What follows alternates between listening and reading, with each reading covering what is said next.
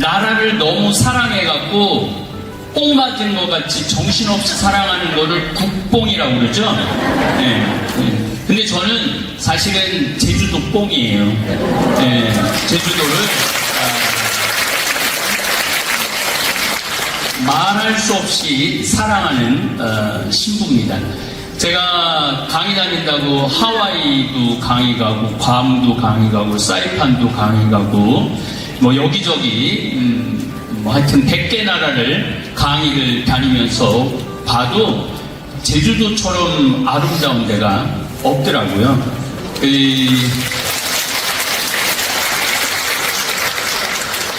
와이키키 해변에 있는 호놀룰루보다 제주도가 10배가 커요. 제주도가 굉장히 큰 섬이에요. 아시아에서는 세 번째로 큰 섬입니다.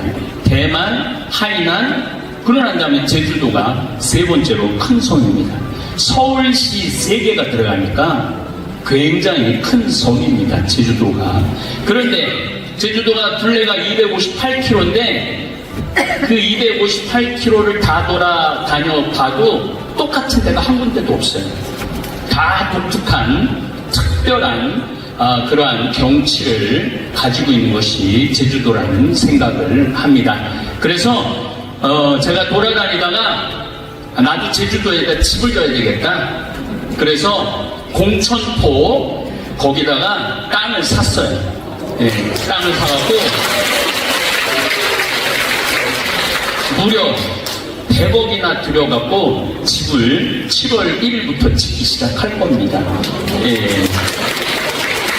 그런데 그 집은 무슨 돈을 벌으려고 짓는 집은 아니고 무료로 내어놓을 겁니다.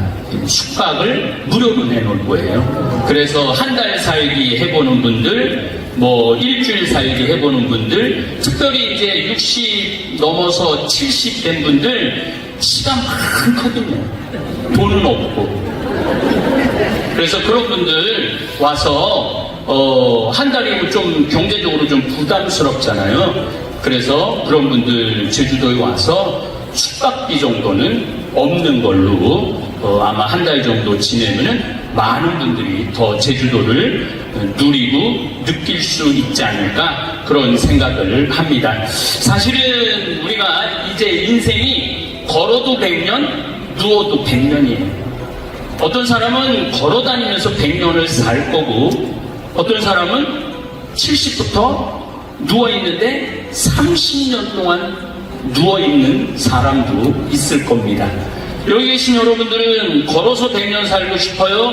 누워서 100년 살고 싶어요? 그렇죠. 걸어서 100년 살아야 돼요.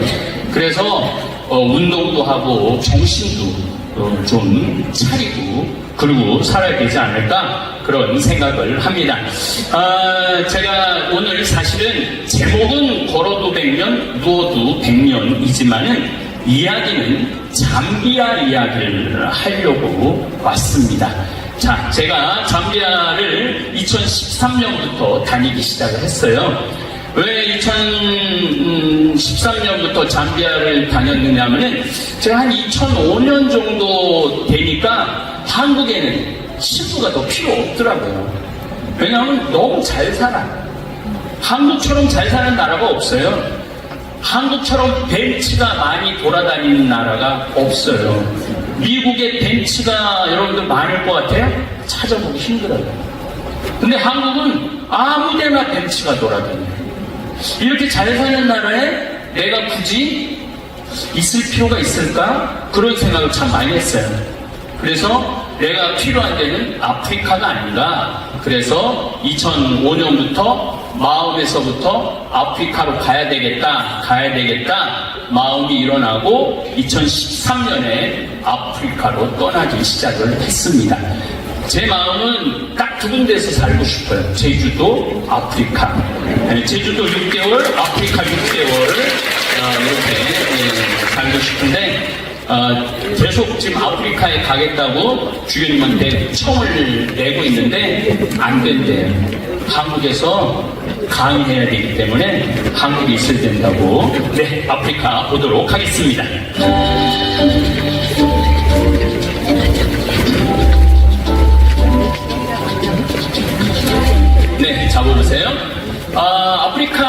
잠비아는 우리나라보다 7배가 나라가 커요. 남한보다 7배가 나라가 커요. 7배가 나라가 큰데 나라 전체가 평지에, 나라 전체가 평지인데 나라 전체가 숲이에요. 그래서 우리가 생각하는 그런 아프리카는 아니에요. 굉장히 아름답고 굉장히 평화로운 곳입니다. 그래서 이 아프리카에 제가 이제 다니다 보니까 농업대학을 짓는 게 제일 좋겠더라고요.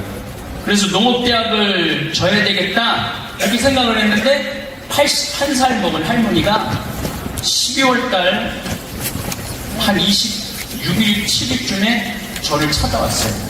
신부님 농업대학 짓는다는 얘기 들었다고 농업대학 신부님 지시라고 100억을 기증했어요.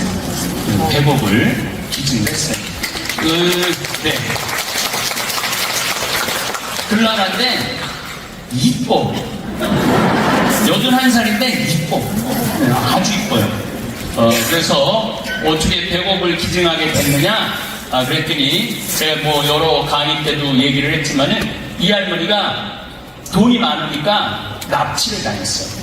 납치를 당해갖고 트렁크에, 차 트렁크에 또 여행용 가방에 묶여갖고 당신 차에 묶여갖고 이제 끌려다닌 거예요. 이틀 동안.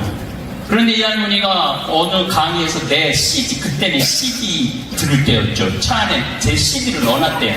근데 이 납치범 4명이 이게 납치를 하면은 바깥에 불안해서 못 나간대요. 차 안에만 돌아다니고 할머니 카드를 뺏어갖고 은행마다 가서 돈을, 전국을 돌아다니면서 돈을 빼는 거예요.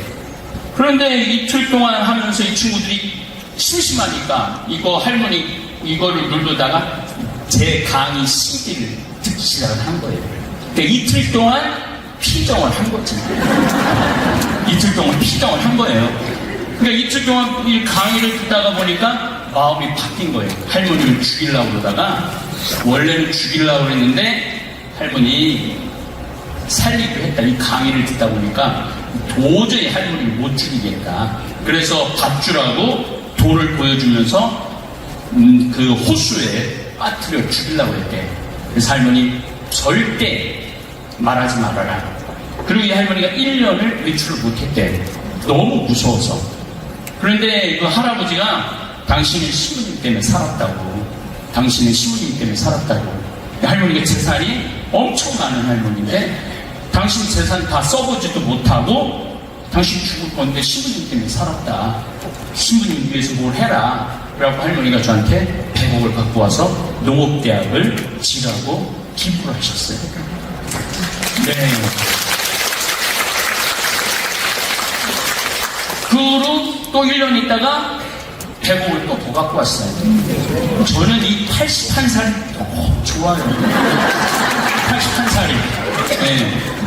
그래서 내가 이렇게 돈을 많이 기증을 받았으니까 농업대학을 해야 되겠다. 그래서 잠비아에 있는 대통령을 만나서 내가 이렇게 기증을 받았으니 농업대학을 질 테니 땅을 좀 줘라.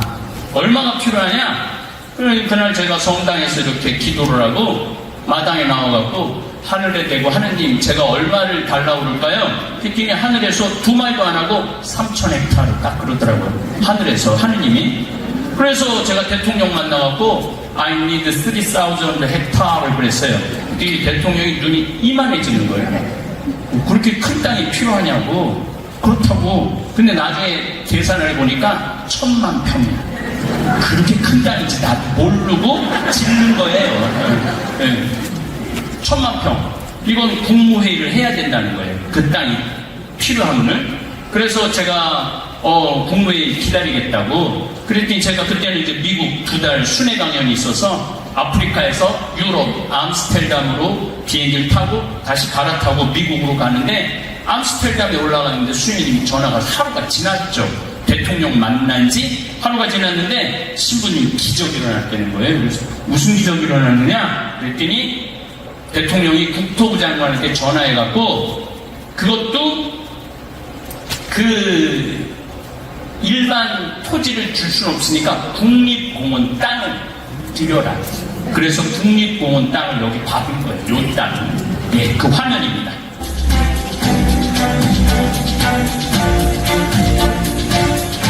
제 대통령 좀 만나는 장면입니다. 착과 룸과 대통령. 네. 예. 대통령이, 이제 40분을 제 얘기 들었어요. 40분을. 그럼 거기 비서들이 그러더라고. 대통령 15분 내지 20분밖에 얘기를 안 듣는데 이렇게 길게 면담하는 거 자기 처음 봤다는 거예요. 그래서 대통령이 저한테 사진을 찍자고 그러더라고요. 보니까 키가 1m 90이야. 난 1m 65인데. 그래서 왜 이렇게 키가 크냐고. 그래갖고 제가 대통령한테 내가 뒤꿈치 들어도 되느냐고. My heel lift up. 아, 영어도 쉬워요. My heel lift up. 그랬더니 아, 그렇게 하라고. 그래서 이게 제가 뒤꿈치를 들고 찍은 사진이에요. 뒤꿈치. 대단한 사진이에요. 대단한 사진. 예. 그래서 이 땅을 받은 겁니다. 천마을, 여의도 12배만한 땅입니다. 여의도 12배만한 땅인데, 요게 이제 여의도만한 거를 처음으로 지금 개발 중에 있습니다. 그래서 성당 짓고, 수녀원, 신학교까지 짓고, 이제 농업대학원, 이제, 질 계획입니다. 이게 받은 땅이에요. 이게 이 넓은 땅이 다 평지예요. 자, 잡아보세요. 근데 여기에 습지가 100만 평 정도가 있어요. 습지가. 근데 이게 습지는 보물입니다. 왜 습지가 보물이냐 하면은 이 콩고에서 내려오는 나뭇잎 썩은 물들이 여기 와서 다 쌓여요. 그러면은 여기에 흙은 거름 덩어리예요. 농사를 짓는데 가장 중요한 거는 거름이죠. 제주도가 이게 힘든 게 화산석에서 농사 짓는 게 그게 굉장히 힘들잖아요. 그런데 저 습지에 있는 흙을 퍼서 우리가 농장을 지금 계속 지금 넓혀가고 있는데 이 습지에다가 너무 지금 신나는 일을 하고 있어요. 벼를 심었어요. 벼를 심어갖고 제가 이제 6월 21일 날 이제 아프리카를 가거든요. 2달 한 10일 정도. 그때 수확을 할 거예요. 그래서 이분들이 옥수수를 먹는데 옥수수하고 쌀하고 질이 다르잖아요. 쌀을 너무너무 좋아해요. 근데 이 가난한 사람들이 어떻게 쌀을 먹어? 근데 여기다 이제 이번에 농사를 졌는데 아주 잘 되고 있어요. 그래서 이 습지를 퍼내갖고 이 농장을 꾸미고 그 농장도 옥수수가 잘 자랍니다. 그래서 지금 아프리카는 전체 아프리카가 문제가 아니고 지구가 문제죠. 지구가 문제입니다. 제가 서귀포 아까 잠깐 우리 오사장님하고 같이 식사를 하는데 우리 그 사모님하고 하는데 제가 한 20년, 25년 전에 여기 와서 서귀포 복자성당에서 강의를 한 적이 있어요. 그때 제가 뭐라고 그랬냐면은 앞으로는 바닷물이 해수면이 상승하기 때문에 바다 앞에 사는 분들은 100m나 중산간으로 이사가라. 앞으로는 그런 날이 올 거다. 그런데 이제 시작이 된 것 같아요. 작년부터 우리가 인간이 컨트롤할 수 있는 온도를 넘어섰어요. 1.5, 3도, 1.5도가 넘었으면은 우리 인간이 컨트롤 못한다고 그래요. 그런데 어제, 그제 지금 저 육지가 35도가 지금 넘고 있거든요. 5월 20일인데. 여러분들 제가 어렸을 때 30도가 언제 넘었느냐면 7월 15일부터 8월 15일까지 30도가 넘었어요. 45년 전. 그런데 제가 신학교 들어갔을 때 6월 달에 30도가 넘기 시작하더라고요. 그리고 한 20년 전에 5월 달에 30도가 넘기 시작한 거예요. 그리고 한 10년 전부터는 4월 달에 30도가, 4월 달부터 9월 달까지 30도가 넘기 시작한 거예요. 근데 30도가 넘어도 31도 아슬아슬하다가 5월 20일부터는 35도가 넘기 시작한 거예요. 그러니까 올 여름에는 엄청난 일들이 벌어질 거예요. 비도 엄청나게 많이 오실 거고, 태풍도 많이 올 거고, 습기도 엄청날 거고, 온도도 엄청나게 올라갈 거예요. 이미 우리가 컨트롤할 수 있는 것 이미 벗어났어요. 그래서 여러분들 뭐 새로운 사업을 한다든가 뭐 일을 벌려본다든가 그런 거 하지 마세요. 네. 이제 뭐 지금 어떻게 될지 모르는데, 저도 문경이라는 곳에 원래 또 땅을, 그것도 81살 먹은 막달레나 할머니가 300억 정도 되는 땅을 기부를 하셨어요. 문경시 생긴 이래 가장 큰 기부라고 그러더라고요. 그 문경시장님 저를 찾아왔어요, 직접. 그래서 신부님 뭐가 필요하느냐고, 필요한 거 다 해드리겠다고. 그래서 거기에다가도 300억을 들여서 많은 분들이 와서 아픈 분들 쉴 수 있는 공간을 만드는 계획을 했는데 제가 폐기했어요. 왜냐하면 언제 끝날지 모르는데 뭐하러 300억이라는 돈을 들여갖고 거기다 집을 줘. 그래갖고 거기는 30억으로 프로젝트를 줄였어요.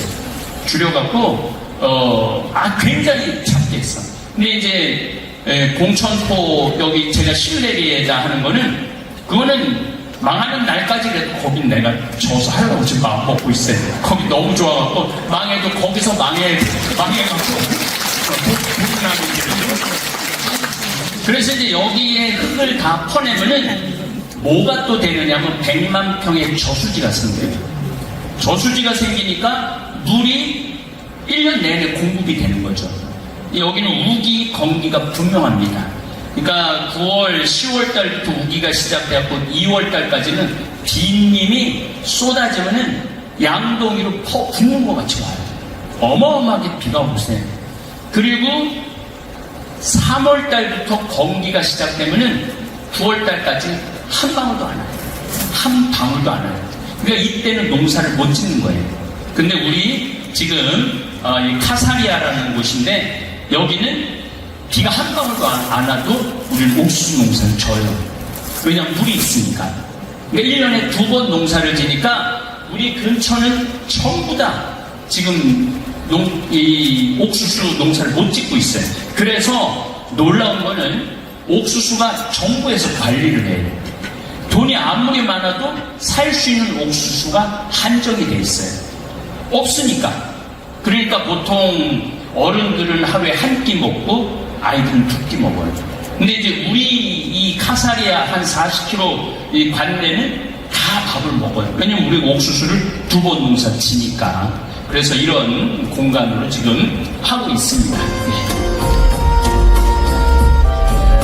이렇게 습지에 거름을 퍼냅니다.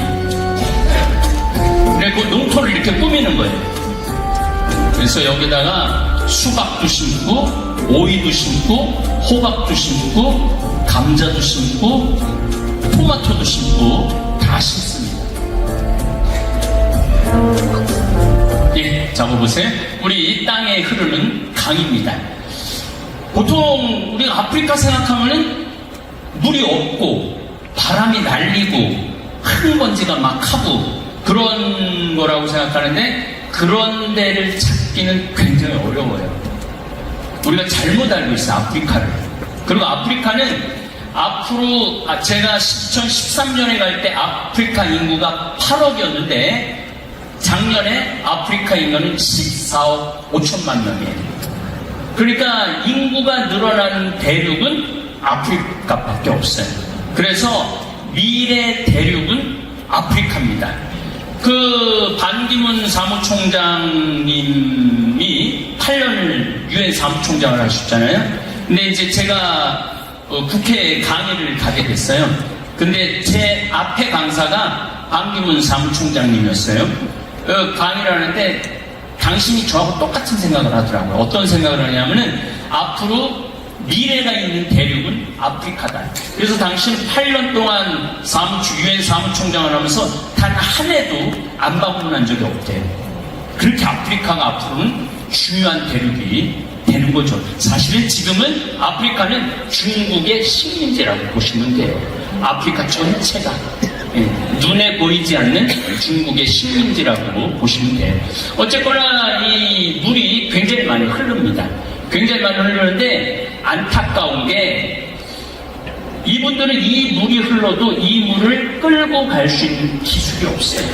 돈도 없고 기술도 없고 우리 지금 전 세계에서 관계시설, 물 배급이 농토에 가장 잘하는 나라가 대한민국이에요.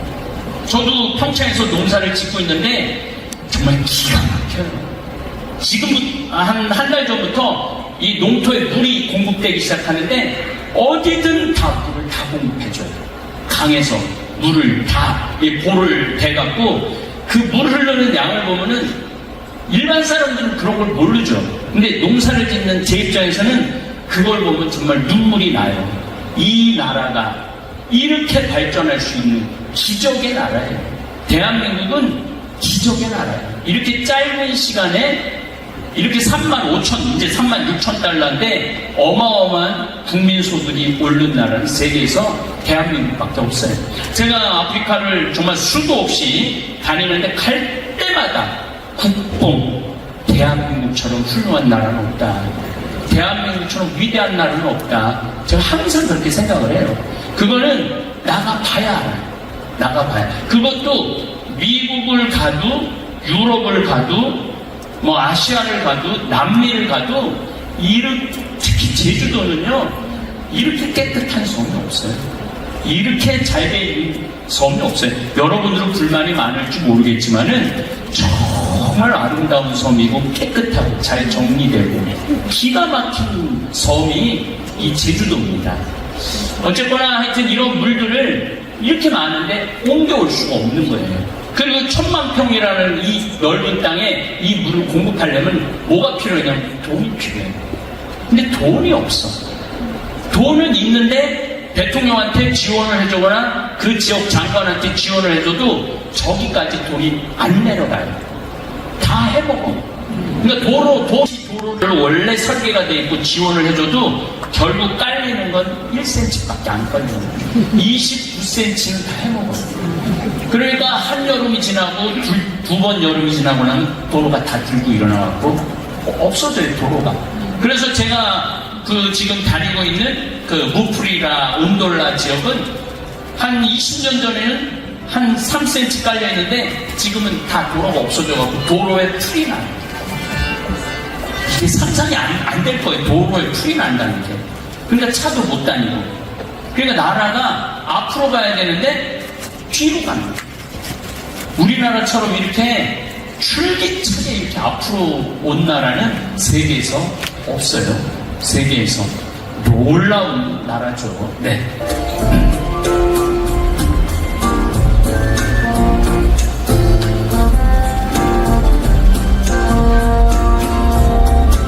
자, 잡아보세요.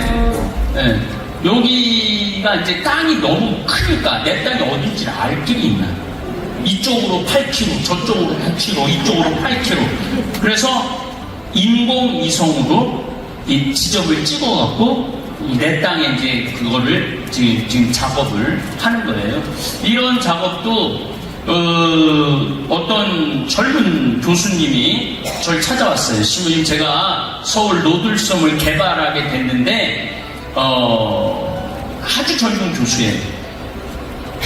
자기가 하려고 그랬더니 주변에서 너같이 경험 없고 너같이 젊은 교수는 네가 하면 망한다. 넌 결코 성공 못할 거다. 근데 이분이 아버님이 돌아가실 때 제 강의를 들으면서 웃으면서 돌아가셨대. 암으로 돌아가실 때.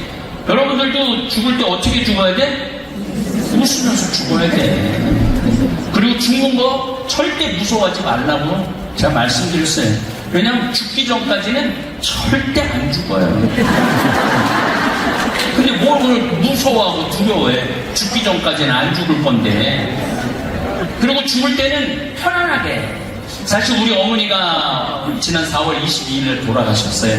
93살에 돌아가셨는데 슬프죠. 그런데 마지막까지 집에서 계시다 돌아가셨어요. 왜냐하면 어머니를 병원으로 모시자. 병원으로 모시면 5년 더 살 수 있죠. 10년도 더 살 수 있죠. 근데 그게 사는 걸까요? 그리고 여러분들 병원에 들어가면은 그때부터 매일 피를 빼요. 피를 빼고 검사를 하고 또 피를 빼고 검사를 하고 약을 먹이고 그거 영향이 안 되면 또 뭐 코로 집어넣고 목으로 집어넣고 그거는 사는 게 아니지. 그거는 사는 게 아니고 의사들 실험 도구가 되는 거예요. 그래서 나는 우리 어머니 그런 거 싫다. 형제들한테 이야기했어요. 그냥 집에서 모시자 끝까지. 형제들이 잘 따라줘갖고 마지막 3일 전에 제가 미국에 강의를 갔었는데 어머니가 저한테 전화로 신님 사랑한다고 그리고 돌아가셨어요. 그게 저는 효도라고 생각을 해요. 그러니까 여러분들도 한 87 넘어가고 암 걸리면은 항암하지 마세요. 그냥 죽어. 또 뭐 항암을 해. 자, 오늘 이제 주제를 잠깐 말씀드립니다. 87에 난 억울해서 못 죽는다고 이렇게 억울해서 그래갖고 87에 2년 3년 항암해갖고 3년 해갖고 90에 살아나서 뭐 하려고? 90에 살아나서 뭐 하려고? 그 전에 70에 80에 맛있는 것도 먹으러 다니고 여행도 다니고 하고 싶은 도 하고 원도 없이 하다가 그냥 87에 암에 걸려서 죽는 게 제일 좋은 거예요. 사실은. 그리고 항암을 하기 시작하면 그때부터 고통이 시작되는 거예요. 항암을 안 하면 고통스럽지 않아요, 여러분들. 항암을 안 하면은 한 3개월 정도 고통, 그때는 마약 맞으면 돼요. 3개월 동안. 마약 맞으면 돼요. 그냥 원도 한도 없이 3개월 동안 마약 맞고 그리고 세상을 떠나시는 게 좋지. 좋도 아니 자식들도 똑같아. 그럼 멀쩡할 때는 맛있는 것도 안 사드리고 여행도 안 모시고 다니다가 87살부터 그때부터 효도한다고 병원에 모시고 요양원에 모시고 우리 어머니 아버지는 요양원 이런 데를 간 적이 없어요. 아버님 87세에 돌아가셨고 어머니 93세에 돌아가셨는데 다 아버지는 3개월 정도 병원에서 고생하시고 어머니는 그냥 집에서 잠깐 들어왔다 갔다 하시지만은 집에서 위험하다라고 병원에 가고 그 다음날 돌아가셨어요. 그렇게 죽는 게 제일 좋아요. 아멘. 그리고 나쁜 거는 치매 걸려 죽는 거예요. 정말로 치매 걸려 죽을래? 암에 걸려 죽을래? 그러면 여러분들 뭐에 걸려 죽고 싶어?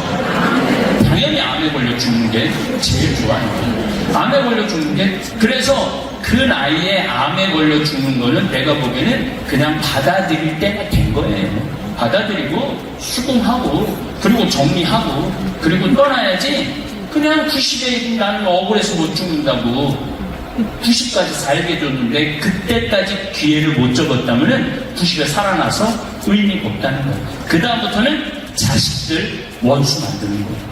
자식들 서로 원수 만드는 거예요. 네가 찾아왔느니 안 찾아왔느니 병원비를 네가 내느니 내가 내느니 뭐 재산을 어떻게 받느니 어쩌고 저쩌고 이제 어머니 이제 돌아가셔서 집이 있는데 형제들이 이거를 팔 거냐 말 거냐 팔지 마. 우리 추억이 깃든 집이야. 팔아서 니네도 다 집이 있는데 뭐하러 이걸 팔어? 이모들에게 세 주지 마. 그냥 어머니 아버지 추억을 그대로 간직해. 그렇게 하기로 했어요. 그래갖고 조그만 집인데 그걸 팔아서 네가 더 갔느니 내가 더 갔느니 그것도 웃기다고 저는 생각을 해요. 그래서 이제 그동안 어머니 아버지 사진들 이런 것들 싹 정리해갖고 거기다 놓고 한 달에 한 번 집에서 거기서 모임 갖고 그렇게 하기로 우리가 했어요. 그래서 이렇게 죽음을 정리하는 거는 참 중요한 것 같아요. 그런데 동창 신부가 그런 얘기를 하더라고요. 자기는 그냥 75세 암에 걸려고 팍 죽었으면 좋겠대요. 75세 암에 걸려고 팍 죽었으면 좋겠대요. 처음에는 저런 얘기를 하나 그랬는데 그 신부 말이 맞는 것 같아요. 우리 친구들 혼자서 막 80, 90에 막 선망증 와갖고 막 마누라 어디 갔느냐고 막 이러고 그러면은 그런 경우가 있어요. 실질적으로. 그리고 뭐 그렇게 사는 것보다는 그냥 팍 죽는 게 낫지. 그리고 진짜 좋은 거는 돌아다니다가 지쳐서 죽을 때는 돌아다니다 누가 이렇게 지쳐서 죽었어요?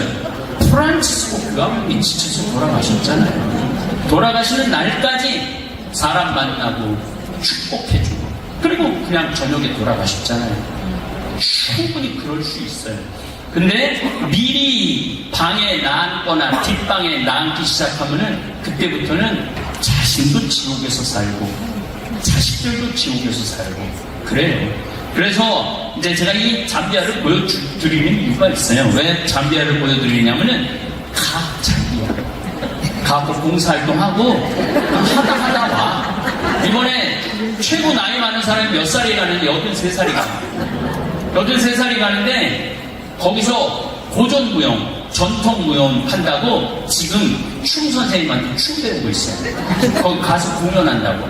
83살이. 얼마나 좋아. 멋있잖아요.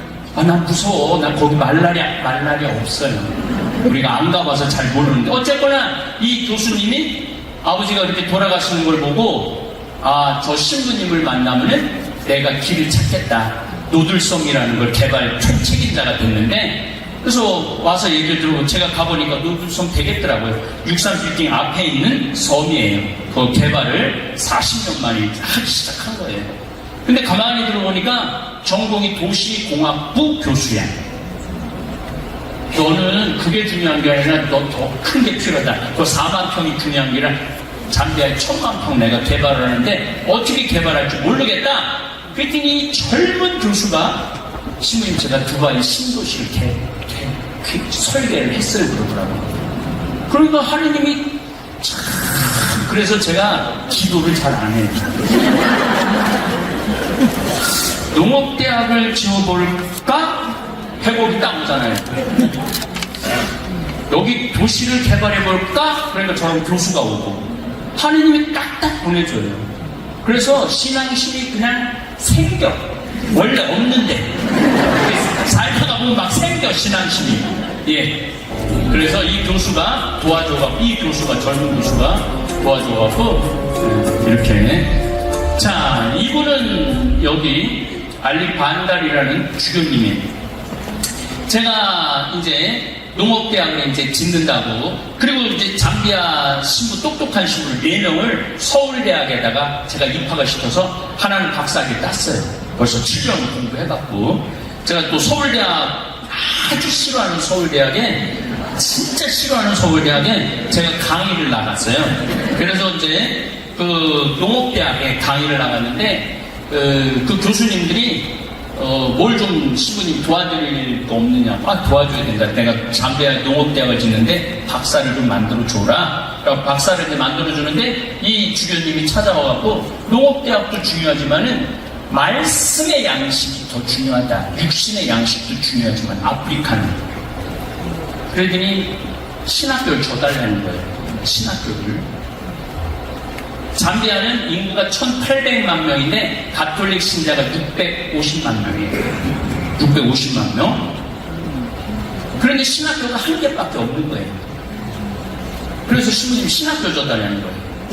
아, 이것도 신학교 줘야 되는 건가 보다. 그래갖고 알았다고 내가 신학교 짓겠다고. 그래갖고 또 돈이 또 필요하잖아요. 근데 이스라엘 성지순례라는데 돈이 꽤 많이 신학교 짓는데 꽤 많이 필요하잖아요. 근데 이제 카파르나움이라고 베드로의 집에서 미사를 드리는데 제가 어떻게 해요 예수님 그 많은 돈을. 그랬더니 내 나이가 33살이니까 1000만원씩 330명만 모아라. 그래갖고 제가 얘기를 했어요. 1000만원씩 330만원만 330명만 좀 도와줘라. 근데 놀랍게도 2달인가 3달 만에 그게 다 들어왔어요. 그래갖고 신학교를 져갖고 이제 벌써 신학교가 5학년까지 올라갔어요. 네. 신학교가 이제 처음에 친구가 나올 판이에요.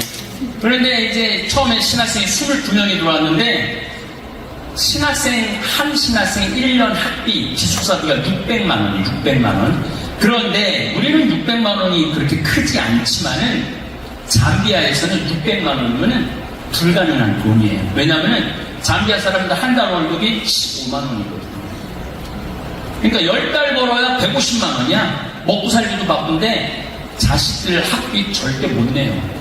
그러니까 본당에서도 못 내요. 그러니까 그 아프리카의 주변인들이 한국으로 오거나 미국을 가거나 유럽을 가는 유일한 이유는 신학생들 학비 모으기 위해서. 아이고 감사합니다. 네. 이게 말을 하면은요 땀이 나요. 열을 내면은. 네.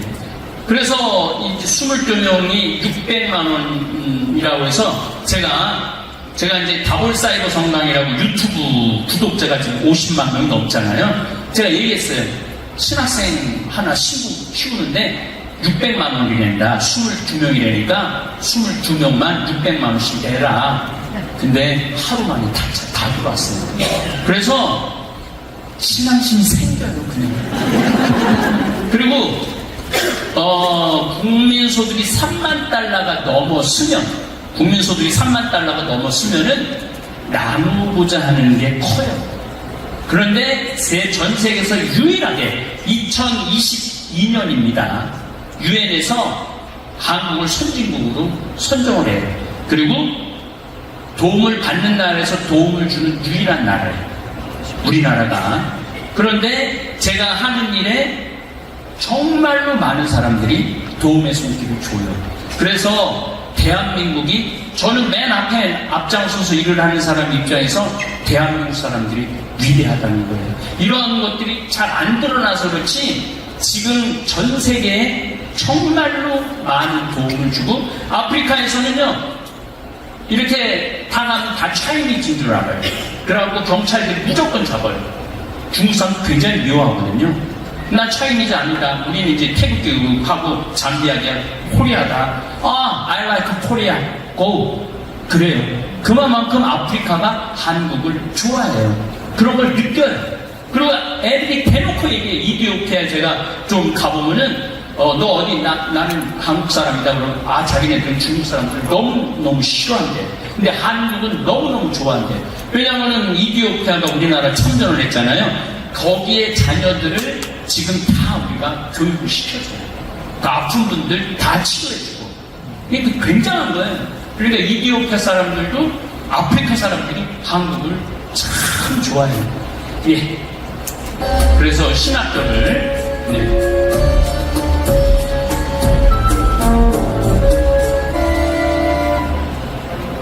신학교 이제 짓기 시작하는 거예요.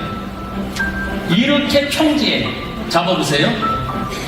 이게 다 평지에 끝도 없는 평지. 그래서 여기 일출일몰이 기가 막혀요. 너무 아름다워요. 가서 보면은 정말로 원시적인 일출과 일몰을 볼 수 있습니다. 예. 이제 신학교 짓기 시작한 겁니다. 강의실, 식당, 강의실, 도서실, 교수실, 예. 또 동아리실, 연구실, 여기 안에다가 하늘에서 찍어갖고 작아 보이는데 가보면은 엄청나게 커요. 잠비아 로마 교황대사가 이 신학교를 보고 딱 한마디 했대. 오 마이 갓. 왜냐하면 여기는 원시 지역이기 때문에 아무것도 없는데 이 큰 건물이 젖은 걸 보고 오 마이 갓이라고, 한국 신부가 와서 한 거라고. 이게 이제 어느 정도 완성이 되고, 요거는 이제 선교센터입니다. 잡아보세요. 요건 선교센터인데 제가 이걸 왜 줬느냐 하면은 이제 한국에서 먹고 살만하고 능력이 돼. 난 이제 봉사하고 싶어. 1년, 2년. 또 우리 수녀님들도 거기 신부님들, 수사님들 아프리카에 180명 정도 나와 있거든요. 근데 이분들이 아프리카에 가 있거나 선교 지역에 가면 스트레스가 너무 많아요. 불쌍하고 신경질이 나고 화가 나요.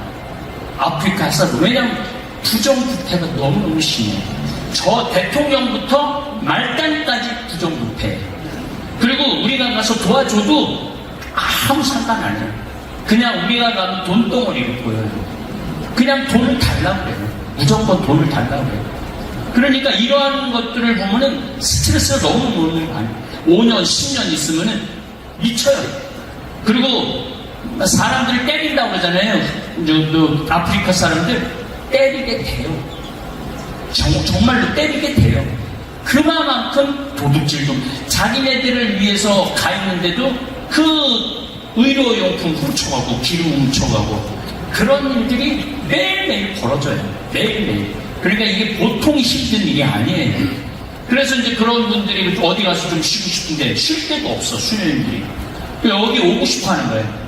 여기는 이제 김치도 있고 뭐 먹을 것도 있고 너무너무 편안하니까. 그래서 그런 선교사들을 쉬는 공간, 또 선교하고 싶어하는 분들, 또 나는 기술이 있어, 전기 기술도 있고 배관 기술도 있어, 이런 분들 와서 쉬시고 일하라고 줘놨습니다. 예.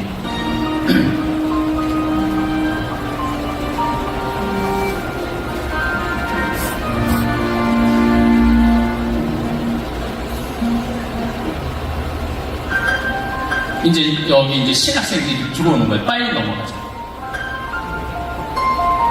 주교님, 여기 주교님 대주교가 또 됐어요. 여기 도서관 브라이언 신부 총장입니다. 미국에서 공부를 해갖고 다 유학을 보내요. 다. 그래서 이 신학생들이 이제 차기식하는 신학생들. 요거 잡아보세요. 요거는 이제 간호대학이에요. 간호대학인데, 제가 그 땀부라는 정글에 가보니까 병원이 있어요. 정글에. 정글한 가운데 왜 병원이 있냐? 그랬더니 수혜님들 와서 보니까 여기 정글에서 몸이 아파갖고 병원으로 나가는데 3일이 걸려요. 나가다가 다 죽는 거야. 그러니까 잠자리에서 아프면 그냥 죽어요. 그리고 애들도 그냥 죽어. 그리고 말라리아를 걸려도 우리 직원들도 멀쩡하게 하다가 안 보여. 왜 걔 안 보이냐? 죽었다는 거예요. 이게 좀 여러분들 좀 감이 잘 안 오는데 너무너무 열악해요. 그 여러분들은 대한민국은 진짜 미국도 죽어. 기다리다 죽어. 미국도. 실질적으로 우리 직원이 지금 미국으로 지금 파견하는 직원이 있는데 맹장이 있는 것 같아갖고 USC라고 LA에서 제일 좋은 병원에 응급실에 갔어요. 그런데 이거 사진 찍고 판독하는데 걸린 시간이 18시간이에요.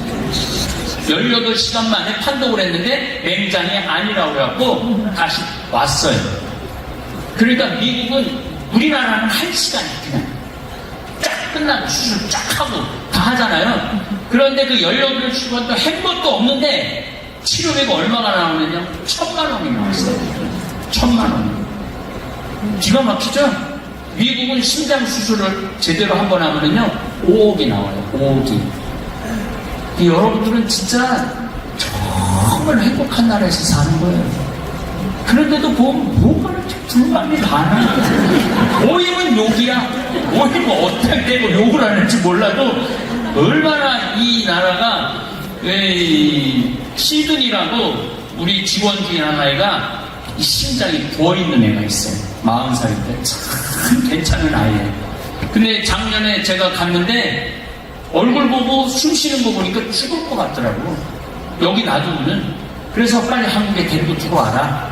그래갖고 막 정말로 서류를 해갖고 한 2달인가 3달 만에 서류를 해서 한국에 데리고 들어왔어요.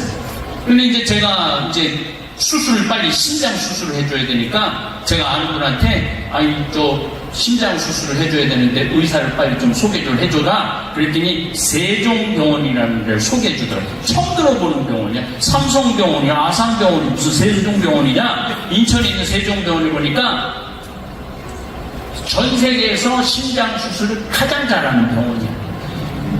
무료로 1,600명을 어린이 수술을 해줬어. 무료로. 기가 막히더라고요. 그 이제 병원에 이제 제가 이제 간다 그러니까 병원에서 저를 알더라고요.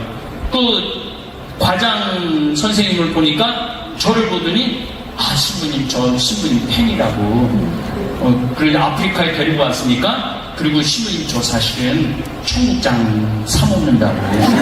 신부님 청국장 사먹는다고 평창에.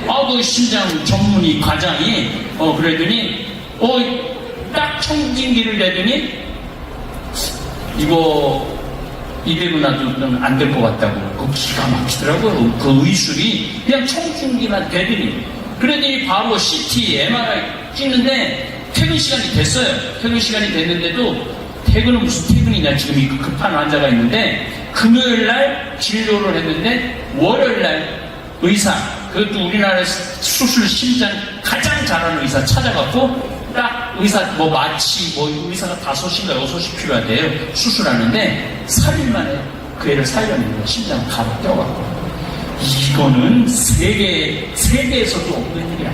미국에서는 의사 만나려고 하면 3개월을 그 간호사 만나고 준간호사 만나고 기본 의사 만나고 그 다음에 진짜 의사 만나고 수술 과정 밟고 그래 기다리다 죽어요. 기다리다. 3일 만에 해낸 거예요. 그러니까 수녀님들이 병원을 갖다 놓은 거예요. 그래서 내가 이 정글에 가보니까 수녀님이 병원이 있으면 간호대학을 줘야 된다는 거예요.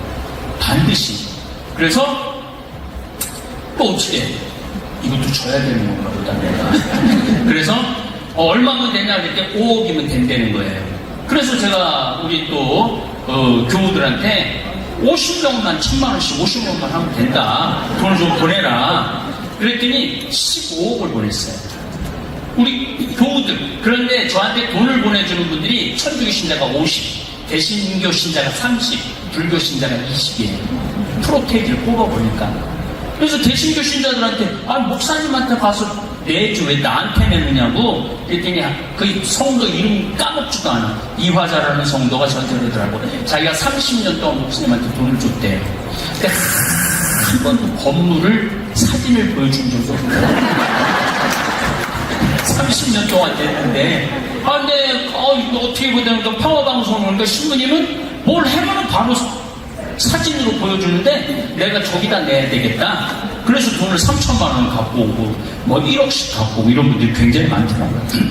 5억이면 되면 15억이 되니까 야야 너 10억은 어떻게 좀 딴 거 떼어먹어갖고 어떻게 해볼까 그러는데 보건부 장관이 오더니 이 건물 돼가는 걸 보더니 이렇게 좋은데 정원 40명은 안 된다. 60명을 해야지 허가를 내주겠다. 60명, 20명 늘어나는 거 아니에요? 20명 늘어나는데 기숙사 늘어나야지, 실습실 늘어나야지, 강의실 늘어나야지 딱 15억이 들어갑니다. 그래갖고 1억이 더 들어와갖고 1억은 장학금으로 내줘갖고 이곳에 지금 5회 졸업생이 나왔어요 벌써. 네, 지금 간호대학을 운영을 지금 잘하고 있어요. 근데 놀라운 거는 여기 전기가 안 들어오면 돼. 그런데 이 정글에 대학이 들어오니까 이 지역 장관이 너무 신기한 거예요. 기분이 좋고. 그래갖고 거기에 수력 발전소를 만들었어. 그래갖고 그 지역 전체에 전기가 들어와요. 그러니까 대학이 하나 들어감으로 해서 사회는 그렇게 많이 변하는 거예요. 대학이 하나 들어감으로 해서. 그리고 그 지역에 똑똑한 애들은 다 이 대학에 들어오는 거예요. 그래서 의료 수준이 굉장히 높아지고 있어요. 예. 네. 이제 우리 수녀님들, 학생들, 교수들이에요. 이분들은. 학생들이에요.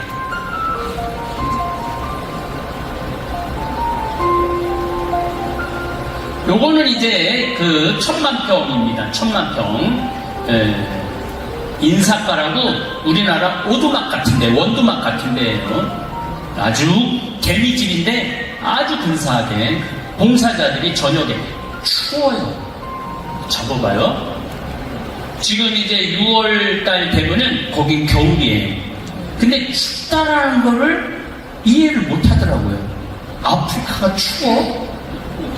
근데 밤에는 바깥에 있으면 굉장히 추워요.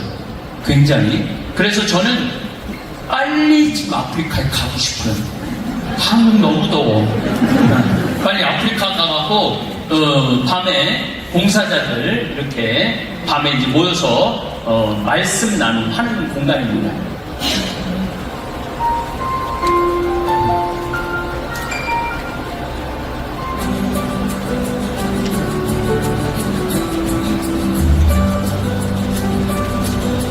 이제 아이들 성당인데 흙으로 성당, 공소 이 대나무하고 이게 붓이라고 풀로 이게 다 무너져 가고 있더라고요.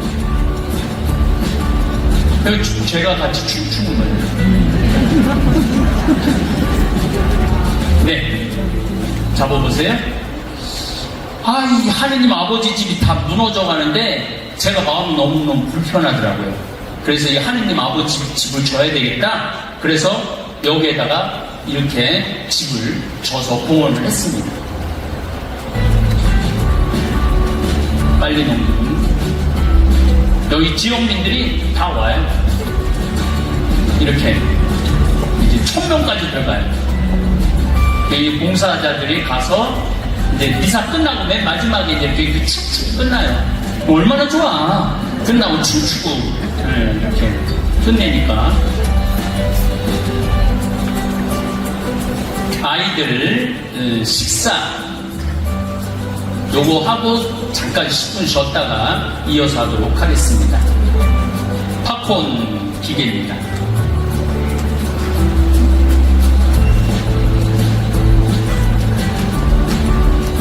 빨리 넘겨.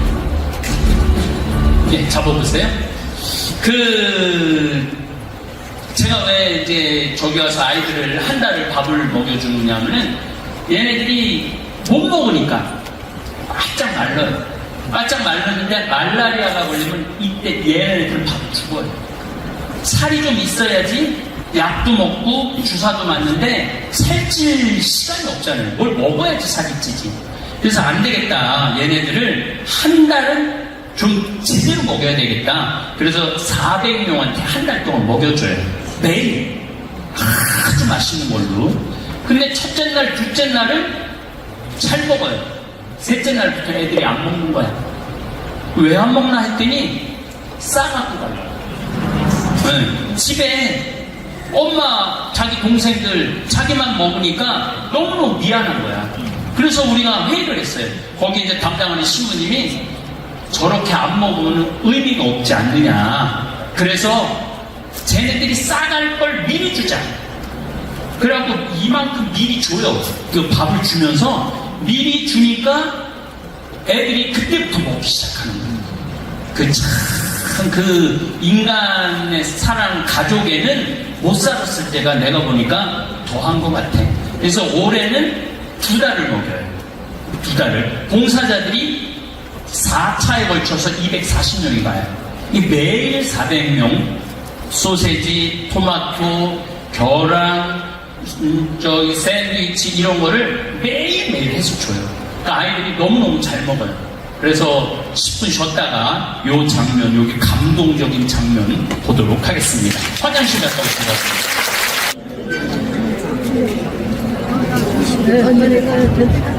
네. 제가 요즘 강의가 아제주라는 주제로 강의를 하고 있습니다. 아제주. 네. 주로 4.3 사건. 저는 이 4.3 사건이라는 것보다는 4.3 학살에 가까운 그게 맞는 것 같아요. 지금 용어 정의가 잘 안 되는 것 같은데 요 강의를 40강을 할 거예요. 4.3 요걸 가지고 40강 정도 할 건데 제주도를 이해하려고 그러면 180만 년 전에 화산이 터지기 시작하죠. 그렇고 가장 근래에 터진 게 돌오름이라고 제주도 바로 밑에 있는 2500년에 터져요. 그래서 화산도 이해해야 되고 구석기 문화도 있고 신석기 문화도 있고 고구려, 통일신라, 고려, 조선 일제강점기를 이해해야만이 4.3을 이해할 수 있다고 저는 생각을 해요. 그래서 그 긴 이야기, 저는 제 지식이 얇고 넓어요. 아주 얇아요. 얇고 넓게 40강의를 할 거예요. 그 중에 제주 중문성당이 거기가 신사터가 있었는데 78명이 그 자리에서 죽어요. 4.3 때 71명이 지금 제주 중문성당 터에서 죽습니다. 아이들이 10살 이하 아이들이 10명인가 11명이 죽어요. 그리고 어른들도 죽고 중문이 굉장히 중요한 자리입니다. 왜냐하면 1947년 3월 1일 날 한 아이가 죽고 6명이 죽고 난 다음에 처음으로 파업을 주도한 데가 중문이에요. 그래서 중문경찰서 경찰 6명이 사직을 해요. 사직을 하고 우리는 더 이상 이런 정부에 협력을 할 수 없다. 그러면서 중문이 아주 학살의 장소가 되죠. 거기 강정마을 다 해서. 그래서 이번에 고병수 신부님, 본당 신부님이 오셔서 여기가 중문 희생자를 위한 기도의 기념의 성당이다. 그래서 이 중문 성당을 조금 더 기억의 공간, 화해의 공간, 평화의 공간으로 다시 좀 꾸미고 싶다고 그러시더라고요. 아까 제가 얘기했지만 전 제주도 국뽕이 아니라 제주도 뽕이에요. 왜냐하면 요것도 이제 한 4년 전 제주 중문성당에서 미사를 봉하는데 양영수 신부님이 저녁에 나오는데 막 여기를 불고 나오시더라고요. 그래서 왜 그러느냐 그랬더니 지네한테 물렸다고. 그래서 집을 가보니까 여기가 습하잖아요. 그러니까 지네가 많은 것 같더라고요. 그래서 꼭 집에 가보니까 반지하 같은 데서 공기도 안 통하는 데서 사시더라고요. 그리고 또 화장실 가보면 화장실도 막 유리도 깨져 있고 막 더럽고 막 그리고 그냥 집에 갔는데 한 일주일 지나고 났는데 누워있는데 하늘에서 벼락 같은 소리가 들리더라고요. 이 선배 신부가 저런 데서 사는데 너는 이 좋은 데서 잠이 오느냐고 하늘에서. 그래갖고 안 되겠다. 그래갖고 양신부한테 가갖고 내가 4조간을 져드리겠다고, 그리고 화장실도 져드리겠다고. 그래갖고 4조간의 화장실을 8억 정도 들여서 누가 시킨 것도 아닌데 제가 그냥 해드렸어요. 그러고 나니까 내가 기분이 너무 좋더라고요. 근데 이번에 신부님이 오셔서 다시 4.3 거기를 화해와 평화의 공간으로, 저는 기억의 공간, 추모의 공간을 생각을 하고 있었는데 신부님이 하신다고 그러는데, 사실은 그 중문성당은 교우가 조금이잖아요.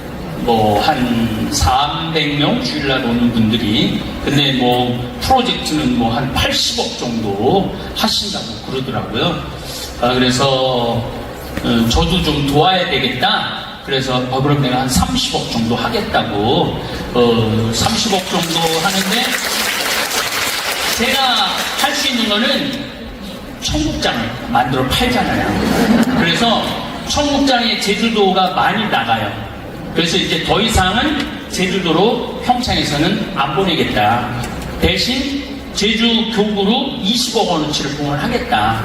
그래서 여기서 사서 드시는 거는 전부 그 중문 4.3 기념성당 리모델링하고 화해와 평화의 공간을 만드는데 전부 다 봉헌할 거예요. 그래서 사실은 여러분들은 청국장이 제가 1년에 거의 한 300억 정도 판매를 해요.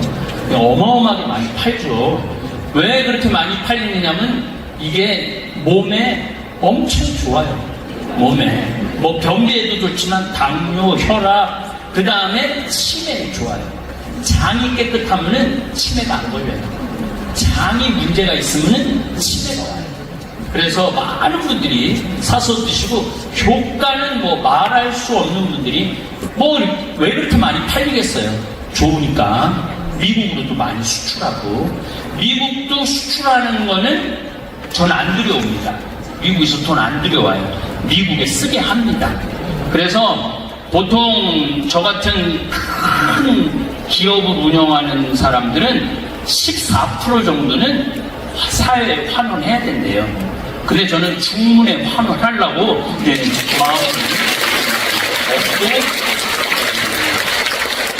그렇게, 그러니까 여러분들, 여기 복자성당에 청국장이 있어요. 가서 드시면은, 사서 드시면은, 중문 4.3 그 불쌍한 영혼들을 위해서 기억하는 공간, 또 중문성당에 가서 사시고, 드시면은 여러분들은 저절로 영업사원들이 될 거예요. 머리도 많이 나고, 그렇게. 그래서 제가 강의에 3만원의 기적이라는 강의를 해요. 그 효과는 뭐 먹어보시면 알아요. 저는 권하는 건 뭐냐면은 저녁 먹고 드시라는 그걸 권해요. 저녁 먹고 드시면은 일단 변비 문제는 해결될 거예요. 다음날, 그리고 이게 조금 그런 얘기지만은 이 청국장이 변의 양을 6배 크게 해줘요. 변의 양. 그러니까 화장실에 가면은 내가는 요만큼 먹었는데 나오는 건 이만큼 나와요. 바나나가 이만큼 나와요. 확인 한번 해보세요. 그래서 밥 숟갈로 2숟갈, 밥 숟갈 2숟갈, 3숟갈도 괜찮아요. 밥 숟갈, 2숟갈, 3숟갈 크게 떠서 물에 타서 드세요. 예, 가루. 물에 타서 드세요. 물에 타서 드셔보시면은 아마 여러분들 인생이 바뀔 거예요. 어떠한 할머니가 20년 동안 누워있었다. 그런 글들은 뭐 수도 없이 오지만은 20년 동안 누워있었대. 그리고 기저귀를 차고 있었대. 계속 설사를 하고 그러니까 청국장 가루를 먹고 기저귀를 벗고 지금은 걸어 다니신대요. 저한테 편지가 왔어요. 이런 기적이 어디 있느냐고. 괜히 비싼 거 사서 이상한 거 드시지 마시고 정말로 좋은 청국장 가루 3만원밖에 안 해요. 3만원. 네. 한 달이면은 저는 1개 반 정도 먹어요. 청국장 1개 반, 1개 반 정도 먹는데 정말 하여튼 이 전 국민한테 다 먹이고 싶은데 물량이 못 따라가요. 그래서 어떨 땐 한 달 기다리기도 해요. 너무 주문이 많이 밀려가고. 근데 이번에 이제 공장을 하나 더 세웠어요. 그래서 제주도에 보내줄 수 있어갖고 어제 1,500개 일단 보냈어요. 그래서 팔리는 대로 계속 보내드릴 거예요. 여기 제주도에. 아까 제가 제주 정말 뽕이라고 그랬는데 말로 뽕이 아니라 내 삶 전체가 제주도를 앞으로 이제 여러 가지 제가 제주도 프로그램을 많이 갖고 있는데 명예 시민증도 아까 시장님이 주려고 그러더라고요. 그래서 명예 시민증도 받았으면 좋겠고 저는 평창 홍보대사예요. 평창 홍보대사인데 서울시에서 홍보대사 해달라고 그랬는데 제가 거절했어요. 근데 평창에서는 홍보대사 해달라고 그러고 제가 아주 기쁘게 홍보대사 지금 하고 있어요. 열심히 하고 있는데 아마 제주도도 어느 누구보다도 아마 제주도를 알리는데 제가 굉장히 많은 역할을 하게 될 거라고 생각합니다.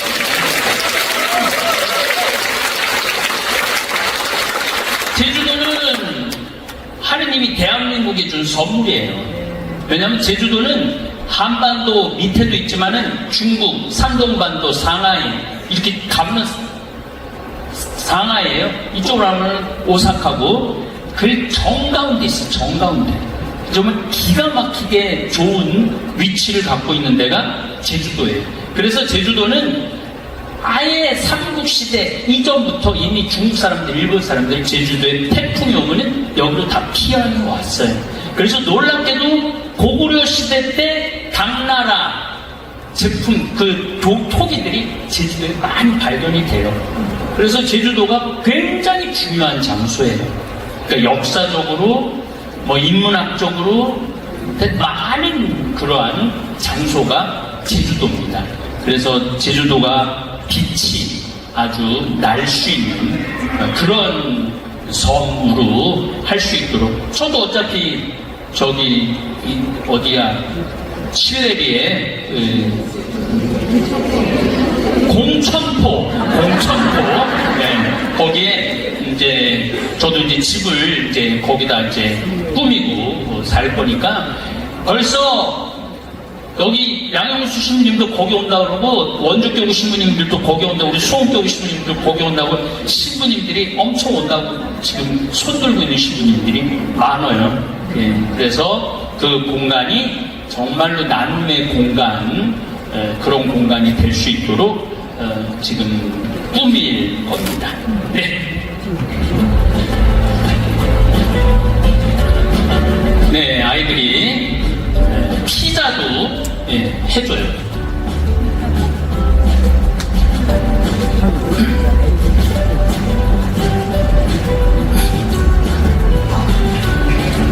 예, 잡아보세요. 우리가 아프리카 애들 뭐 먹을까 하면 막 달겨들고 막 무질서한 것 같잖아요. 근데 그렇지 않아요. 저렇게 환경이 좋으면은 아이들이 줄도 잘 서고 예의도 바르고 환경이 좋으면은 사람이 좋아지게 돼 있어요. 그래서 뭐 아프리카 사람들이 뭐 거칠다 뭐 그거는 가지고 있는 사람들의 행포예요. 저런 좋은 환경을 만들어주면 애들이 아주 좋아요. 예.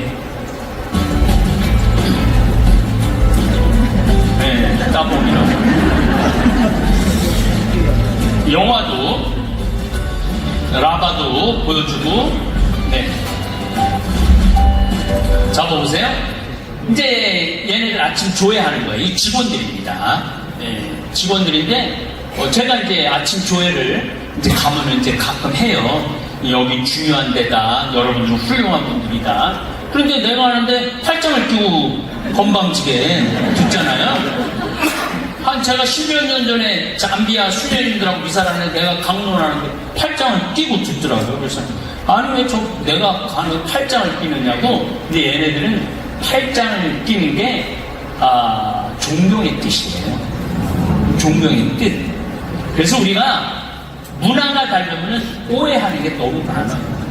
그래서 우리가 이 세 가지 개를 우리가 키우고 있는데 이 개를 잘 조절해야 돼. 마음 안에 세 가지 개를 키우고 있는데 첫 번째 개가 뭐냐면 선입견.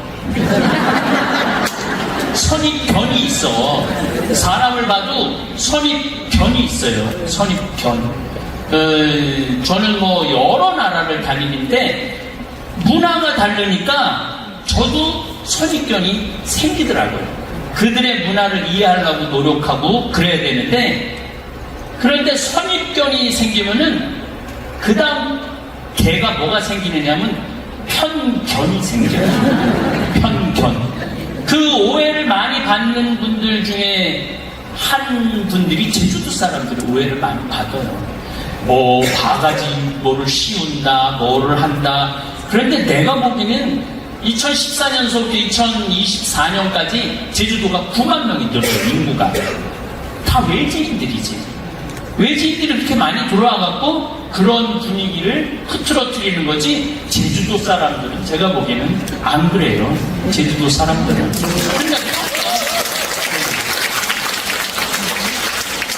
그냥 이런 거 선입견이 있고 편견이 있으면은 그 다음에 못 볼 개가 또 하나 있어요. 그게 뭐냐면 참견이야. 자기하고 상관도 없는데 뭘 그렇게 참견을 해. 네. 그 참견 말대로 그 다음에 진짜 개가 꼴불견이야. 참견까지 하는 사람들. 그래서 이런 개들을 여러분들 마음 안에는 선입견도 없고 편견도 없고 참견도 없고 꼴불견도 없고 그러려면 뭐를 해야 되냐면 공부를 해야 돼요. 공부를 해야 돼요. 그래서 치매 안 걸리려고 해도 공부를 해야 돼요. 공부를 하려고 하면 내 강의를 듣는 거예요. 내 강의는 얇고 넓고 그래서 제 유튜브에 제 강의가 몇 개가 올라가 있냐면 6,200개가 올라가 있어요. 6,200개 어마어마하게 많이 올려놨어요. 그래서 별 얘기를 다 해놨어요. 별 얘기를. 그러니까 6,200개를 들으면은 선입견, 편견, 참견, 꼴불견이 없을 거예요. 특별히 제가 제주라는 강의를 하는 거는 4.3뿐만 아니에요. 왜 여기 귤이 있고, 왜 말이 있고, 왜 유채꽃이 있고, 그 다음에 왜 368개의 오름이 있고, 이런 얘기도 제주에 관련된 수많은 왜 정뚜르 비행장이 있고 알뚜르 비행장이 있고 왜 김대원 신부님이 왜 제주도로 올 수밖에 없고 상하이에서 가자 저쪽이 조선이니까 그냥 쭉 온 거야. 거기가 저기 서쪽인 줄 알았더니 와서 보니까 왜 왔을까? 어디서 왔을까? 이러니까 이게 뭐야? 김태건 신부님이 또 와보니까 제주도인 거예요. 그래서 신부님이 상하이하고 보니까 일직선이에요. 일직선. 그냥 일직선으로 온 거야. 그래서 용수 표창지로 오신 거예요. 그래서 우리 천주교하고도 인연이 많아요. 그리고 우리나라 교구가 14개 교구가 있는데 그 지역 인구수 신자 비율이 10% 11%인데 제일 높은 데거든요. 제주도예요. 제주도가 12%예요. 제주도가 천주교 신자가 비율이 제일 많은 데가 제주도예요. 그래서 여기가 아주 제주도가 재미난 데예요. 나무들도 예쁜 나무들도 많고 꽃들도 예쁜 꽃들도 많고 제주도는 고라니는 없어요. 한 마리도. 제주도는 사슴만 있어요. 노루 죄송합니다. 노루하고 사슴. 예. 그래서 얘네들이 이게 존경의 뜻이에요. 존경의 뜻. 그래서 이 친구들이 처음에는 돈도 못 본 적이 없고 직장이라는 게 뭔지 몰라. 그러니까 아침 9시에 출근해갖고 오후 4시에 퇴근해갖고 그 시간은 일을 해야 되는 개념이 없어요. 그러니까 와서도 가만히 있어요. 그냥 출근해서도 가만히 있어요. 그리고 또 뭘 해야 되나 보다 하다가 얼음땡이라고 그래. 또 얼음 하다가 한 2분 있다 갑자기 또 땡하고 한 번 하다가 또 한 1분 하다가 또 2분 얼음하고 첫해는 그러더라고요. 그런데 한 해 한 해 가면서 월급도 많이 주고 그걸로 생일 파티도 하고 그 다음에 누가 많이 죽으니까 죽으면 조의금도 내고 이러다 보니까 애들이 재작년부터 일을 하는데 감동적으로 일을 잘하는 거예요. 그러니까 여기 농산물들이 엄청나게 쏟아져 나오는 거예요. 피망하며. 그래서 이제는 중국 마켓에다가 우리가 물건을 팔아요. 예, 신나는 거죠. 예.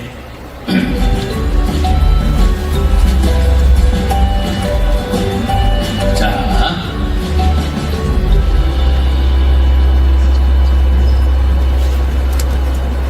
빨리 이게 이제 옥수수입니다.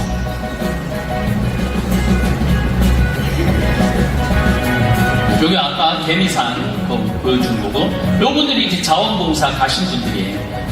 보름 동안 가는 겁니다. 보름 동안. 토마토 아주 잘 돼. 수박이 잘 돼. 수박. 토마토하고 수박이. 뭐 어마어마하게 나와요. 토마토가. 그리고 이제 오렌지도 지금 심어놨어요.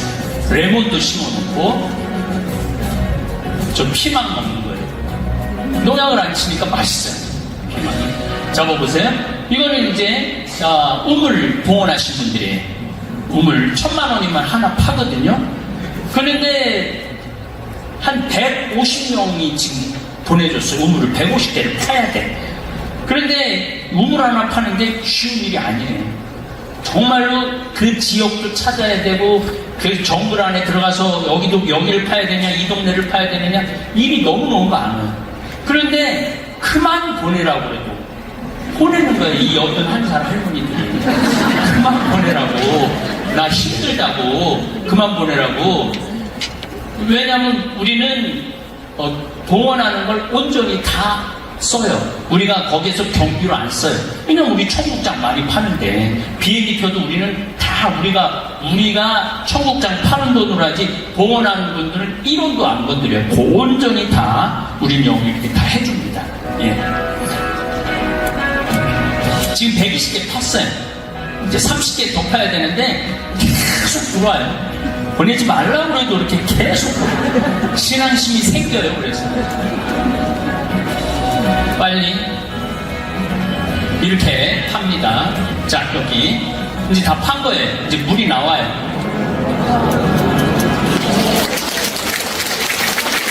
네, 잡아보세요. 예. 저렇게 이제 한 100m 정도 팝니다. 저거를. 근데 저 친구들은 저런 길게 구할 수 없어요.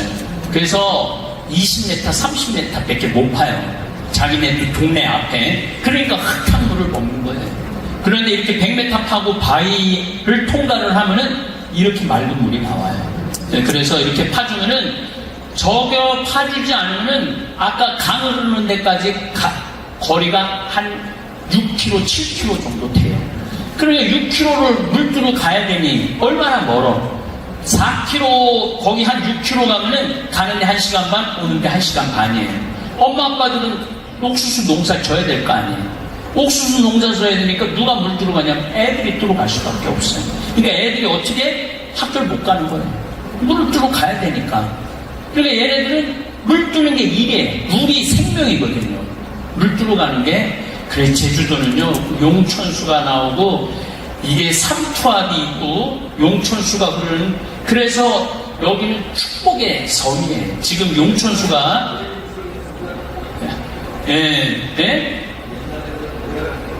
그렇죠. 열악했는데, 지금 앞으로는 훨씬 더 상황이 좋아질 거예요. 근데 지금 질소의 문제가 있어요, 지금. 용천수에 질소의 문제가 있는데, 우리, 공천포, 거기는 우리 앞에 용천수가 굉장히 많이 나와요. 그래서 그런 것들을 잘 활용만 잘 한다면은 참 좋은. 그러니까 이게 이제 제주도 분들이 제주도를 이해를 많이 해야 돼요. 예, 그래서 이 좋은 환경을 이거 끝도 없이 공부를 해야만이 선입견이 없어져요. 편견도 없어지고. 이 친구들은 물이 너무 귀한 거예요. 근데 이걸 잘 그렇게 이제 동네마다 지금 물을 다 파줬어요. 그러니까 애들이 더 이상 물주로 안 가도 돼. 그리고 저렇게 나오니까 농사를 질 수가 있어. 농사를 질 수가 있으니까 더 이상 배고프지 않게 되는 거죠. 그래서 이 우물 파주는 일이 정말 중요한 일입니다. 그래서 이제 우리 40km 이내 동네들은 거의 다 파줬어요. 그래서 이제는 더 깊은 곳, 더 먼 곳으로 이번에 이제 제가 가갖고 찾아서 또 우물을 지금 파주고, 왜 우물을, 돈을 왜 나한테 보내느냐? 가만히 보니까 80년 동안 지질이도 가난하게 살았다는 거예요. 고생, 6.25 전쟁 겪었지. 수많은 걸 겪으면서 그랬는데 이제 먹고 살만하고, 이제 내가 내 삶을 정리하는데 내 삶을 의미 있는 일 하나는 하고 죽고 싶다는 거예요.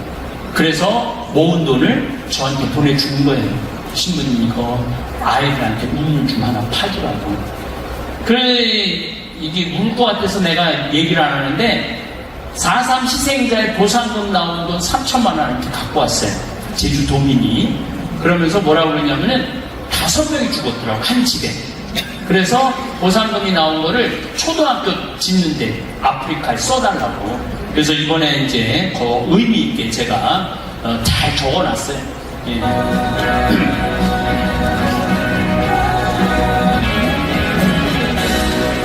이렇게 이제 그 자리에다 공헌한 분들 이름을 다 써드립니다.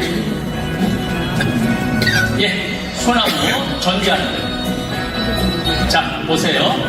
제가 잡아봐. 왜 여기다가 소나무를 굉장히 많이 심어놨어요.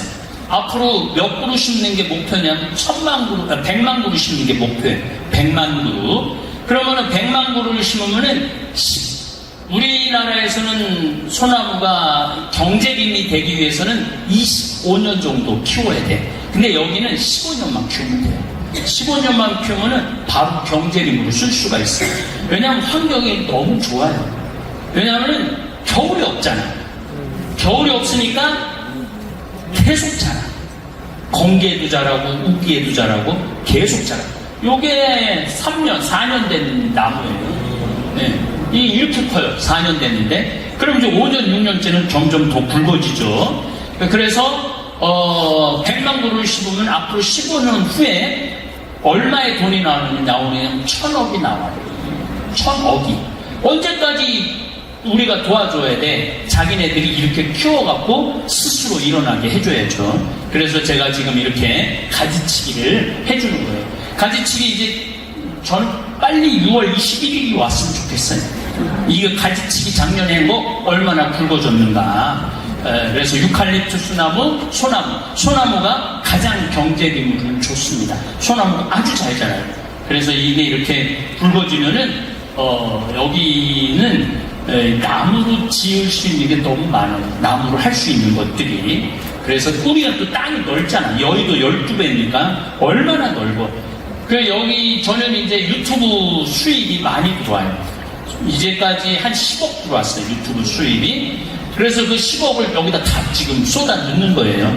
여기다 미래를 심는 거니까. 미래를 심어갖고. 그래서 여러분들이 제 강의를 들을 때 앞에 1분 내지 2분의 광고를 보면은 나무를 하나 심는 거예요. 그것도 나무를 하나 심는 거예요. 그래서 한 달에 많이 들어올 때는 한 1,300만원, 1,200만원, 조금 들어올 때는 한 700만원, 800만원 정도 들어와요. 그럼 내가 거기 신부님이, 우리나라 신부님 2분 가 계세요. 저를 도와주는 신부님이 전화해요. 빨리, 거기도 육림하는 데가 있거든요. 그래서 산림청에 하면은 한 그루 하는데 한 10,000원, 7,000원 정도 해요. 그래서 그렇게 한 번 보면은 나무 한 그루 심는 거죠. 예. 이제 이 봉사자들 이 일을 하는 거예요. 그래서 이렇게 심어놓는 거예요.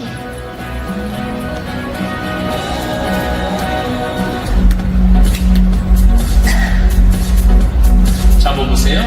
얘네들은 에이즈 걸린 아이들이에요. 에이즈 걸린 아이들인데 이제 대개 부모가 걸리니까 부모는 죽어요. 얘네들 자연스럽게 고아가 되는 거예요. 그 수녀님이 울면서 스님 얘네들 머무를 수 있는데 한 20명 되는데 버려진 애들인데 집을 줘달라고. 이거 또 줘야 되는 건가 보다 이것도. 그래갖고 아버님이 돌아가셨을 때 조의금 많이 들어왔어요. 그래서 형제들한테 이거 내가 갖고 간다 그래갖고 싹 걷어갖고 제가 평창으로 갖고 갔어요. 평창으로 갖고 가니까 1억이 좀 넘더라고요. 1억이 넘어갔고 그 돈으로 이 집을 줬어요. 이번에 어머니 돌아가셨는데 또 1억이 좀 넘게 들어왔어요. 싹 걷어갖고 제가 평창으로 갖고 갔어요. 왜냐하면 제가 본당 신부를 할 때 제일 꼴보기 싫은 게 내가 이제 뭐 장례식장에 하러 갔어. 상주가 안 나와. 왜 상주 어디 갔냐? 저 방에 있으면 싸운대. 왜? 조임은 누가 더 갔느냐? 그거 갖고 싸운다는 거예요. 참 어머니 아버지 돌아가셨는데 그렇게 싸우는 모습이 참 보기 안 좋더라고요. 그래서 제가 속으로 결심했어요. 우리 형제들은 그런 일은 없을 거다. 그리고 이제 돈을 싹 하고 봉투는 다시 싹 다 보내줬어요. 봉투는 다. 이번에도 똑같이. 이번에는 어머니, 제가 처음부터 있어요. 어머니는 거기가 자식이 없는 부모들이 많아요. 혼자 사는 독거노인들이 많아요. 그래서 그분들을 위한 집을 이번에 지으려고 그래요.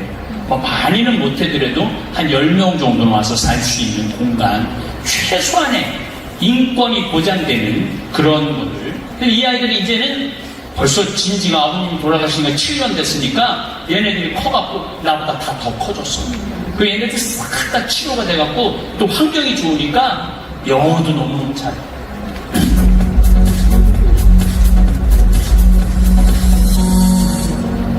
이렇게 아이들 선물을 준비하는 겁니다. 여기는 이제 뚠두라고 이런 환경에서 공부하는 애들이 많아요. 우리가 얼마나 좋은 나라예요. 잡아보세요. 이제 우리 봉사자들이 한 번에 갈 때 60명이 갑니다. 한국에서, 미국에서 70명 한 번 1차, 한국에서 60명 2차, 한국에서 3차 60명, 4차는 미국, 한국, 호주, 캐나다 이런 데서 또 60명 이렇게 4차에 걸쳐서 봉사자들이 와요. 요즘 봉사자들이 많아요. 지원을 많이 해요.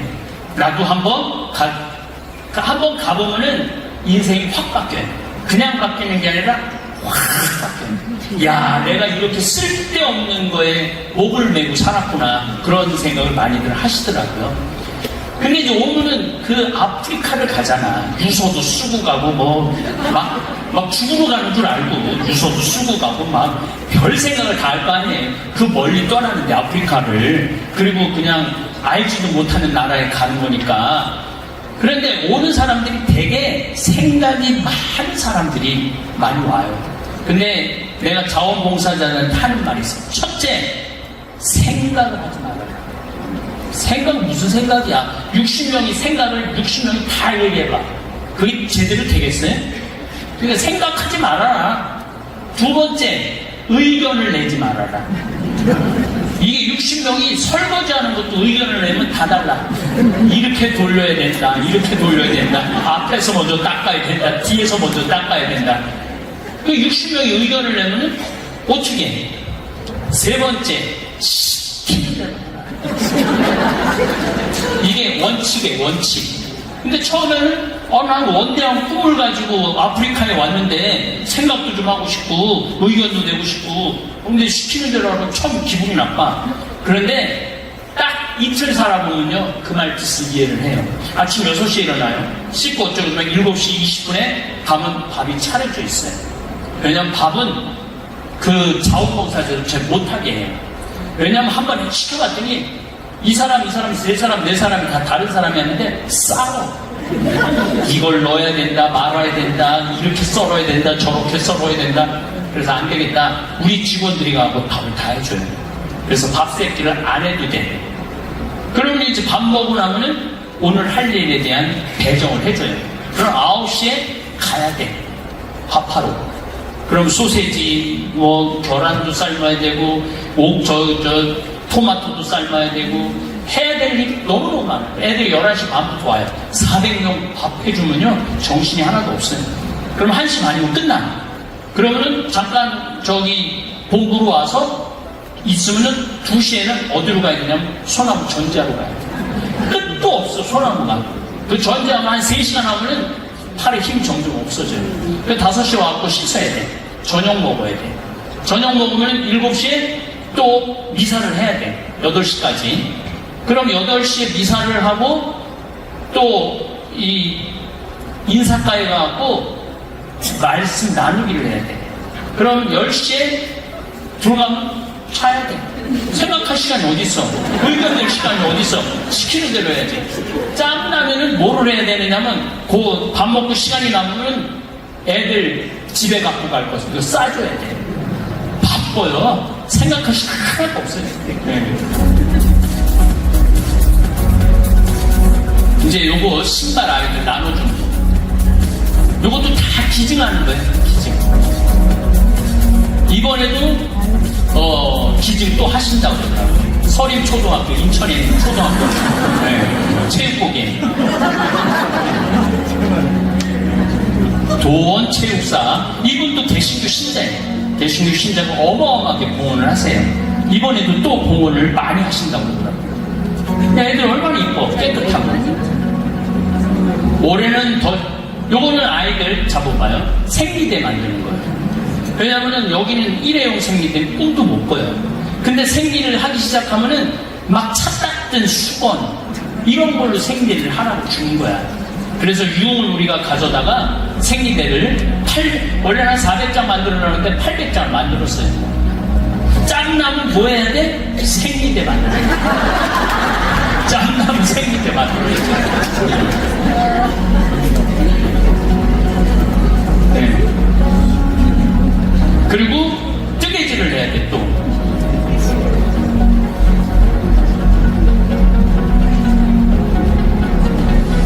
잡아봐요. 왜 뜨개질을 해야 되느냐면 추워요. 그리고 여기는 난방시설이라는 게 전혀 안 돼 있어요. 그리고 그냥 흙으로 된 벽돌에서 그냥 벽돌도 아니지. 그냥 흙을 이렇게 대나무를 대고 쳐 바르는 거예요. 그리고 바닥도 흙이야. 추워. 굉장히 추워요. 그렇기 때문에 목도리도 필요하고 모자도 필요하고 그래요. 그러니까 밥 먹고 나면 바로 뭐 해야 돼? 뜨개질 해야지. 네, 그래갖고 이렇게 만들어갖고 처음 배우는 사람들도 많아요. 여기 와갖고. 그래서 뜨개질 배워갖고 이렇게 많이 만드는 거예요. 예. 예, 이렇게 뜨개질. 그리고 이제 집에 아이들 이제 갖고 갈 것들을 이렇게 전부 다 이제 포장을 하는 거예요. 그 이제 집에 갈 때 애들이 이 무거운 걸 갖고 가는데도 아이들이 이렇게 좋아하는 거야. 네. 얼마나 내가 갈 때 가족한테. 그런데 얘네들이 정말로 잡아보세요. 얘네들 성당 다니는 애들이 거의 없어요. 근데 묵주를 거는 걸 그렇게 좋아해요. 근데 성당은 안 다니는데 묵주는 다 걸고 다녀요. 네. 네.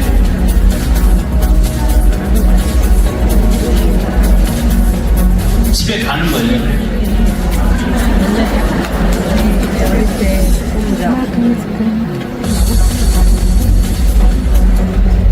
이제 운동회 하는 겁니다.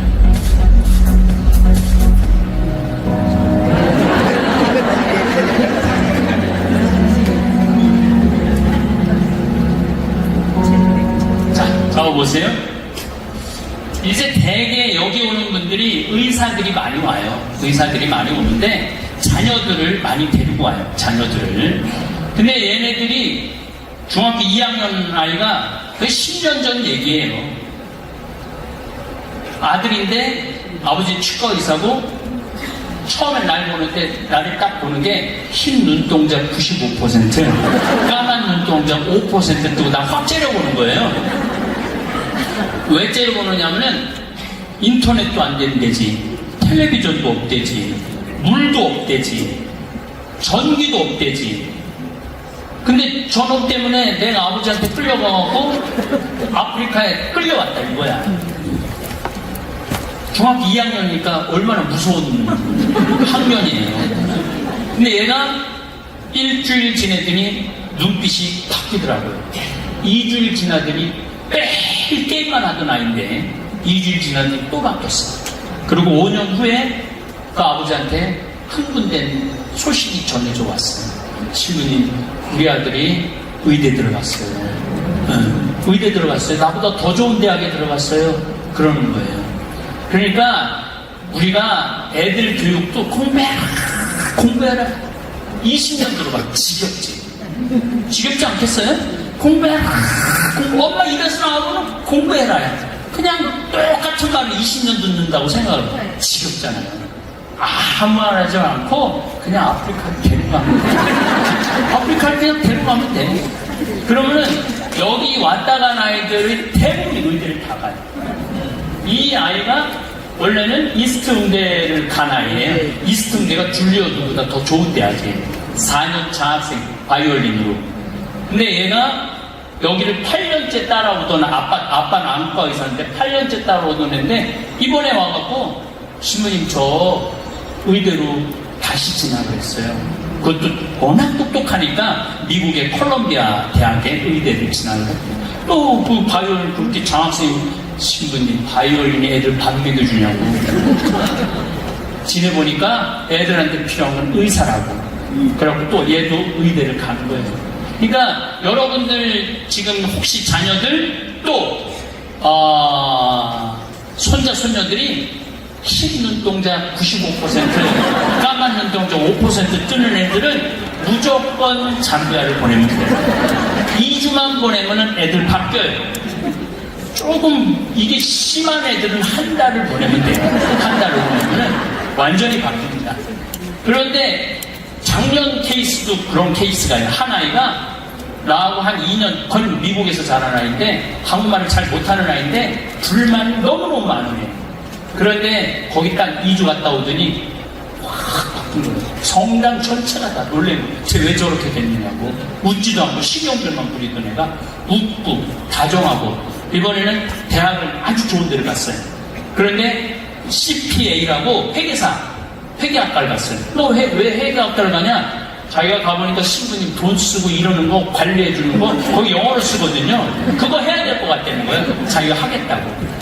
근데 애들 자체가 바뀌는 거예요. 뭔가 비전을 제시해주고 비전을 보여주는 게 교육이지. 저 나도 없이 공부하라고. 애들이 왜 공부해야 되는지 목적이 없잖아요. 그래서 자녀들을 싸서 보내는 게 이번에도 아이들이 굉장히 많이 갑니다. 이번엔 저희들이 수영장을 보냈어요. 수영장을 보내갖고 이번에 또 수영장을 보니까 학교에서 수영 선수 애들이 지원을 그렇게 많이 했어요.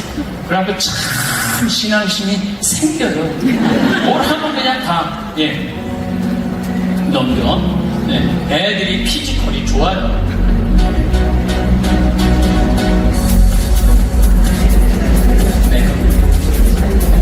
올해는 아주 2달 동안 이런 프로그램 매일매일 합니다. 난 가브리엘, 네, 잡아보세요.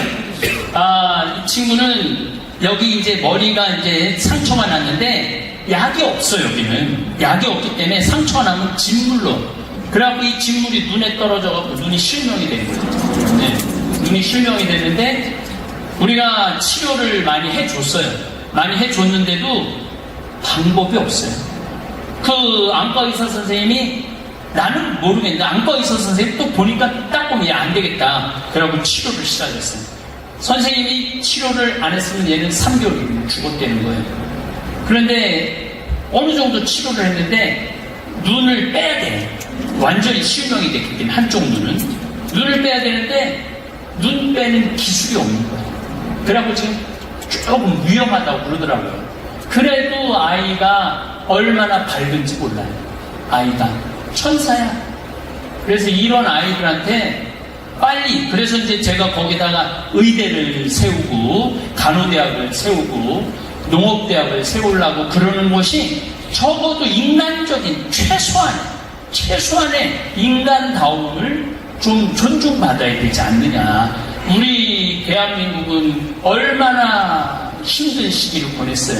그런데 이렇게 나라가 경제가 발전하고 의술이 발전하고 얼마나 좋아요. 이제는 우리가 나눌 때가 된 거예요. 나눌 때가 됐고, 마침 또 제가 그런 좋은 맨 앞자리에, 그래서 이번에 가는 팀들은 너무너무 신나는 게 평창 군청에서 공무원이 17명이 따라가요. 평창 의료원장님도 따라가고, 그래서 자기네들도 함께 하겠다고. 그래서 이제 제가 요즘은 그동안 쭉 강의를 안 다녔는데 요즘은 시청에서, 서울 구청에서 강의 요청하면은 많이 거절하다가 들어봐갖고 막 간절하면 제가 가요. 왜냐면은 미국, 유럽은 대개 시청이나 그런 게 서로 자매 결연을 맺어갖고 그렇게 지원해줘야지 안정되거든요. 그래야만 그 시도 의미 있는 시가 되고, 그래서 이제 그런 일들을 지금 많이 추진하고 있습니다.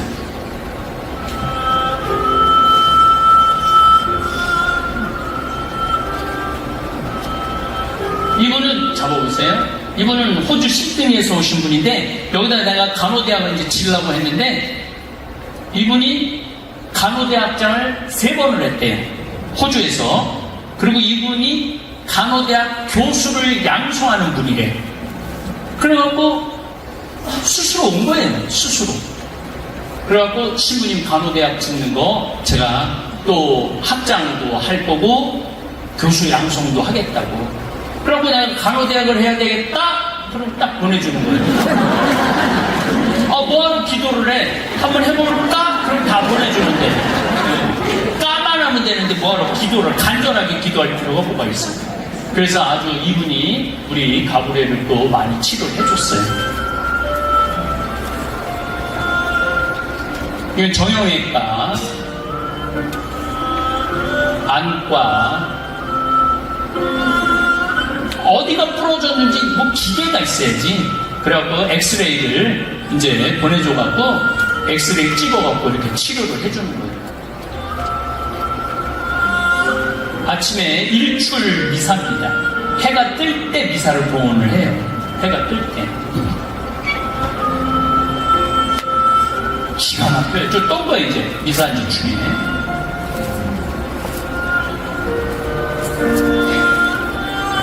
자, 봐봐요. 자, 100년을 걸어서 누워도 100년, 누워도 100년이라고 그랬죠? 우리가 인생을 100년을 살면은 2가지가 꼭 필요해요. 재미가 있어야 돼. 인생을 사는데 재미가 없으면은 재미가 하나도 없잖아. 재미가 없으면은 사는 게 재미가 하나도 없잖아. 재미만 있으면 안 돼요. 그럼 노름을 할 수도 있고, 바람을 필 수도 있고, 술도 먹을 수 있고, 자기가 좋아하는 일만 할 수 있어. 남 신경 안 쓰고. 그런데 100년을 살려면은 의미도 있어야 돼. 내가 재미있는 일을 하는데 의미가 있어. 이건 너무너무 좋은 거예요. 내가 의미 있는 일을 하는데 재미가 있어. 그럼 너무 사는 게 신나요. 제가 아프리카까지 가는데 가는 시간이 비행기 타는 시간 36시간이에요. 이틀을 가요. 이틀을 가는데 사람들은 하여튼 주변 사람들은 그게 가능하냐고 어떻게 그렇게 13년을 변함없이 그냥 가서 산다고 그러느냐고. 재밌어요. 의미가 있고 그 소나무가 어떻게 자랐을까, 수박은 어떻게 됐을까, 벼는 어떻게 잘 자랐을까, 지금 초등학교 짓기 시작하는데 교실은 잘 졌을까, 뭐 이런 생각을 하면은 가고 싶고 재밌고 의미가 있어요. 더욱이 저는 너무너무 감사하게도 많은 사람들이 81살들이 돈을 너무너무 많이 보내줘요. 그래서 재정적인 거에 스트레스를 거의 안 받아요. 재정적인 거에. 그러니까 재밌지, 의미 있지. 그럼 100년 사는 게, 저는 1년 사는 게 100년 사는 것 같이 살아요. 1년 사는 게. 1월 달에 제가 미국을 갔다 왔어요. 200년 전에 내가 미국을 갔으면은 1년 준비해야 되고, 2년 준비해야 되고, 가는데 2년 걸리고, 또 가서 뭐 일하는데 한 3, 4년 걸리고, 돌아오는데 한 3, 10년 걸려요. 근데 한 달 만에 갔다 와. 제주도 제가 지금 여기 계속 1년에 한 5번 정도 내려오거든요. 옛날 같으면 6개월, 7개월, 여기서 일하는 데는 1년. 그러니까 5년, 10년 제주도 내려오는데, 옛날 같았으면 내가 여기 공천포 거기 돌아보고 강의하고, 설문대에 가서도 강의하고, 제주대학교 가서 강의하고, 여기 강의 많이 내려왔거든요. 성당에 많이 가고, 농협에도 강의하고, 제주도. 그 많은 것들을 그냥 비행기 타고 50분이면 내려오는데, 그러니까 옛날에 1년 한 10년 할 걸 난 1년에 다 해.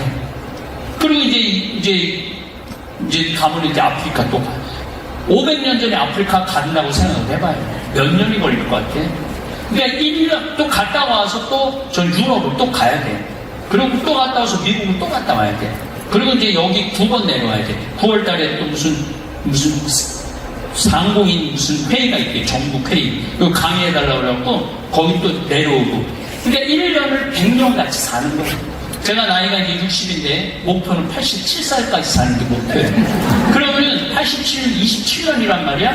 그런데 지금같이 산다면 2700년을 더 사는 거예요. 2700년을. 여러분들은 2700년, 1000년 앞으로 더 살게 될 건데 그 1000년을 허송세월로 보내는 분이 있을 거고 1년을 100년같이 살아서 1000년을 더 살 분들도 계세요. 그래서 저는 여러분들이 이제 난 죽을 나이가 됐어. 그냥 죽어. 그런 거예요. 1년을 100년같이 사는 분들이 됐으면 좋겠어요. 감사합니다.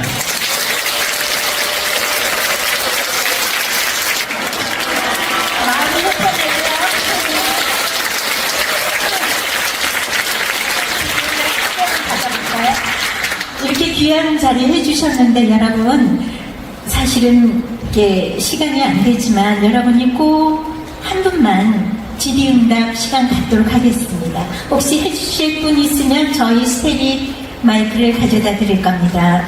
손으로 표해 주시고요. 없으시면 여기 있네요. 마이크 부탁드립니다.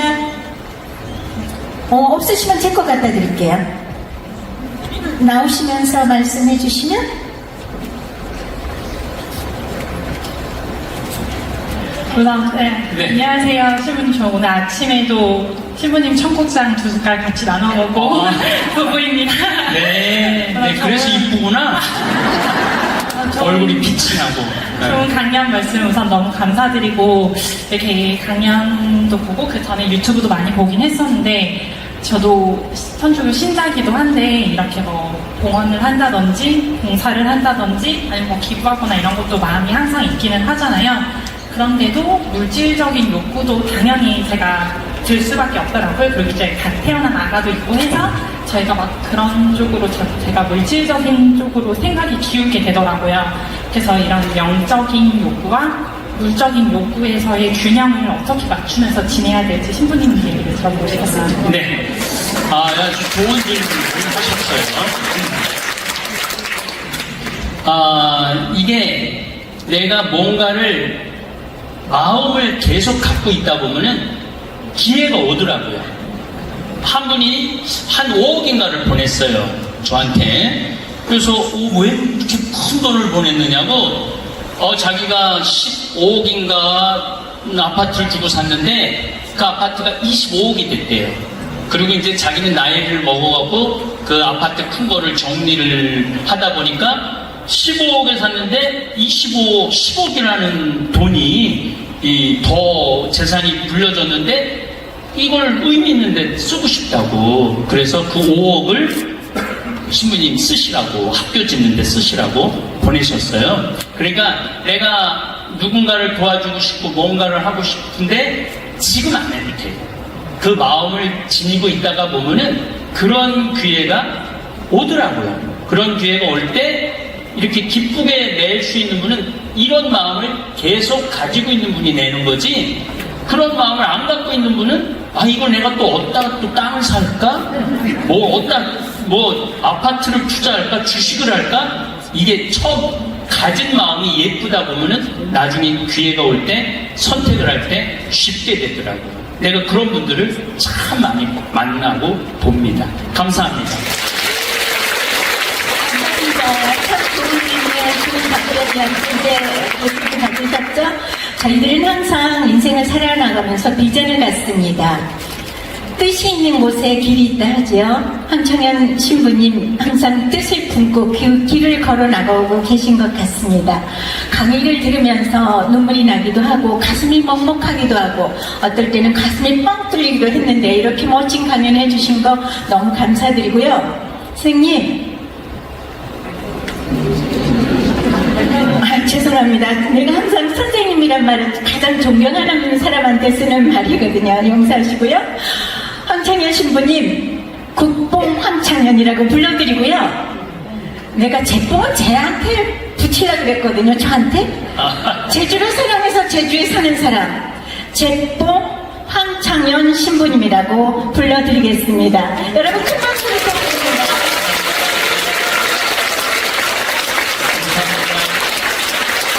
우리 건강하시고 많은 일 많이 해주세요. 네, 자주 볼 거예요.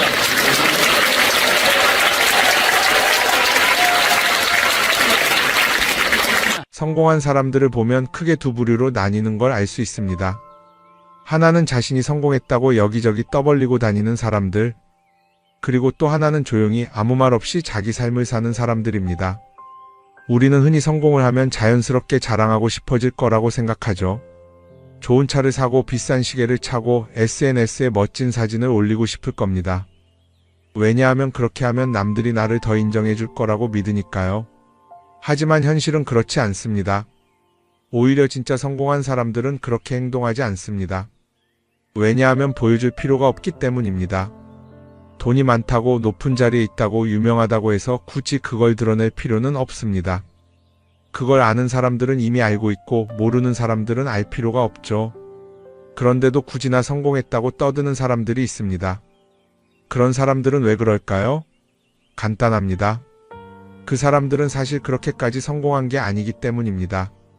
우리는 종종 SNS에서 성공한 사람들을 봅니다. 해외여행을 가고 고급 레스토랑에서 밥을 먹고 멋진 차를 타고 다니는 모습?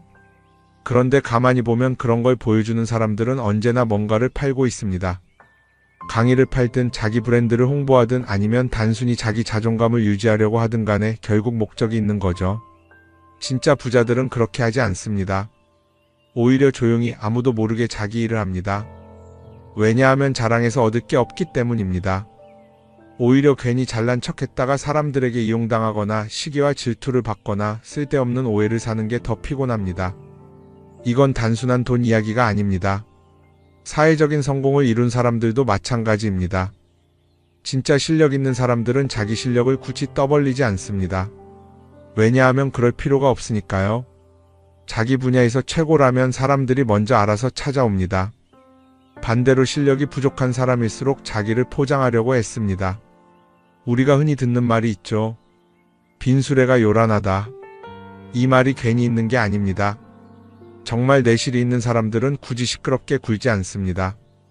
반대로 겉만 번지르르한 사람들은 자기가 얼마나 대단한지 떠들고 다닙니다. 이걸 좀 더 현실적인 예로 들어볼까요? 동창회에 나가면 꼭 이런 사람이 있습니다. 옛날에는 별거 아니었는데 갑자기 잘 됐다고 나타나서 자기가 얼마나 성공했는지 자랑하는 사람. 처음에는 다들 와 대단하다 하고 들어주지만 시간이 지나면 어떨까요? 대부분 속으로 이렇게 생각할 겁니다. 저 사람 뭐 저렇게까지 티를 내? 결국 그런 사람은 점점 멀어지게 됩니다. 반면에 정말 성공한 사람들은 조용합니다. 굳이 자기가 어떻게 살고 있는지 설명하지 않죠. 그런 사람들은 오히려 주변에서 먼저 알아보고 자연스럽게 존경을 받습니다. 그게 진짜 성공입니다. 그럼 우리는 어떻게 해야 할까요?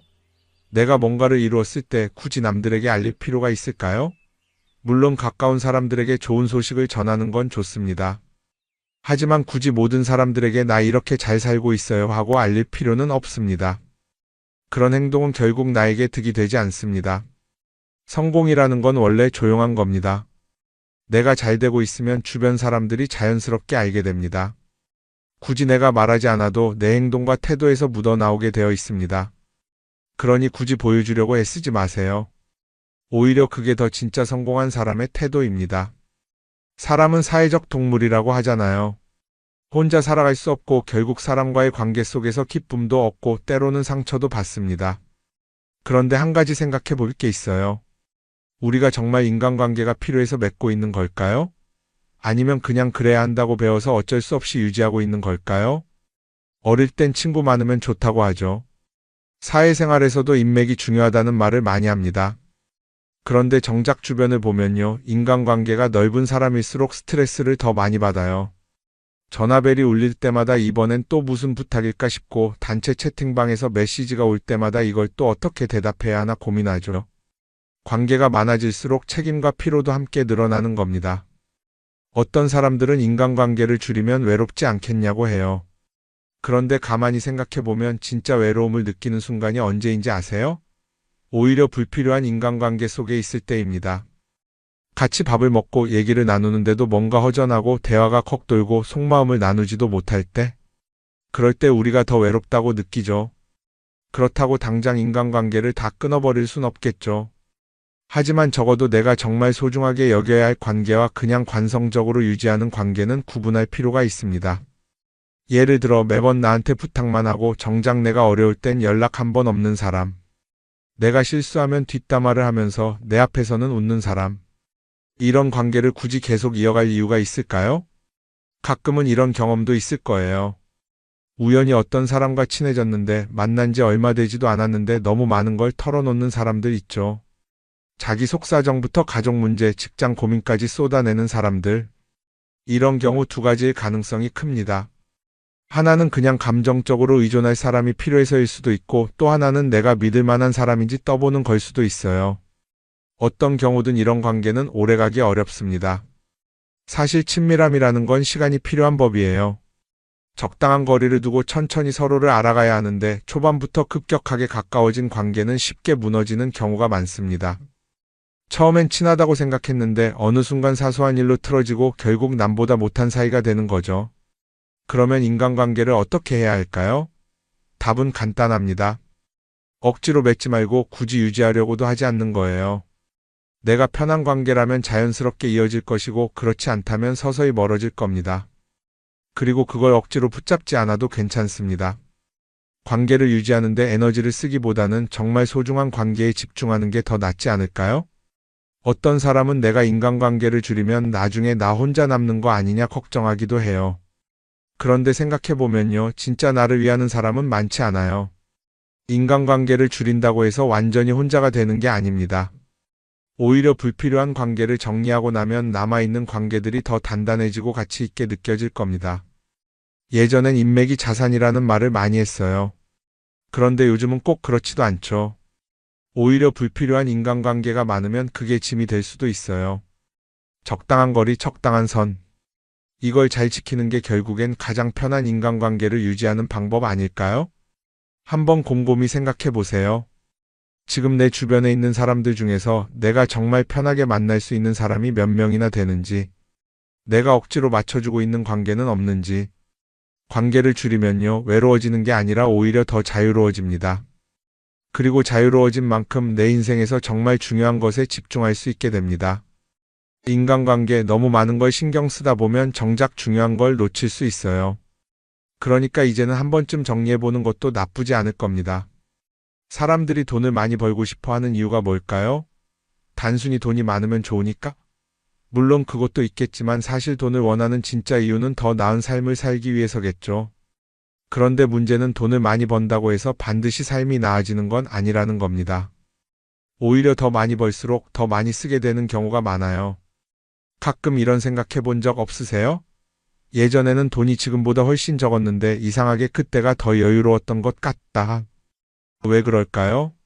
사실 우리가 원하는 건 돈 그 자체가 아니라 돈을 통해 얻을 수 있는 자유인데 돈을 벌면 벌수록 그 자유를 잃어버리는 경우가 많아요. 더 좋은 차, 더 좋은 집, 더 좋은 옷을 사면서 점점 더 많은 돈이 필요해지고 결국엔 돈을 벌기 위해 또다시 일해야 하는 악순환에 빠지게 되는 거죠. 한번 생각해 봅시다. 우리가 정말 필요해서 뭔가를 사는 경우가 얼마나 될까요? 필요해서라기보다는 남들이 가지고 있으니까, 없어 보이기 싫으니까, 혹은 그냥 기분 전환을 위해서 소비하는 경우가 훨씬 많아요. 그리고 그런 소비를 할 때마다 스스로 이렇게 합리화를 하죠. 이 정도는 나를 위한 투자야. 그런데 가만히 보면 그 소비가 진짜 나를 위한 소비인지 아니면 그냥 사회가 만든 기준에 끌려가고 있는 건지 헷갈릴 때가 많습니다. 예를 들어 예전에는 스마트폰 하나면 충분했는데 이제는 스마트워치도 있어야 하고 무선 이어폰도 필요하고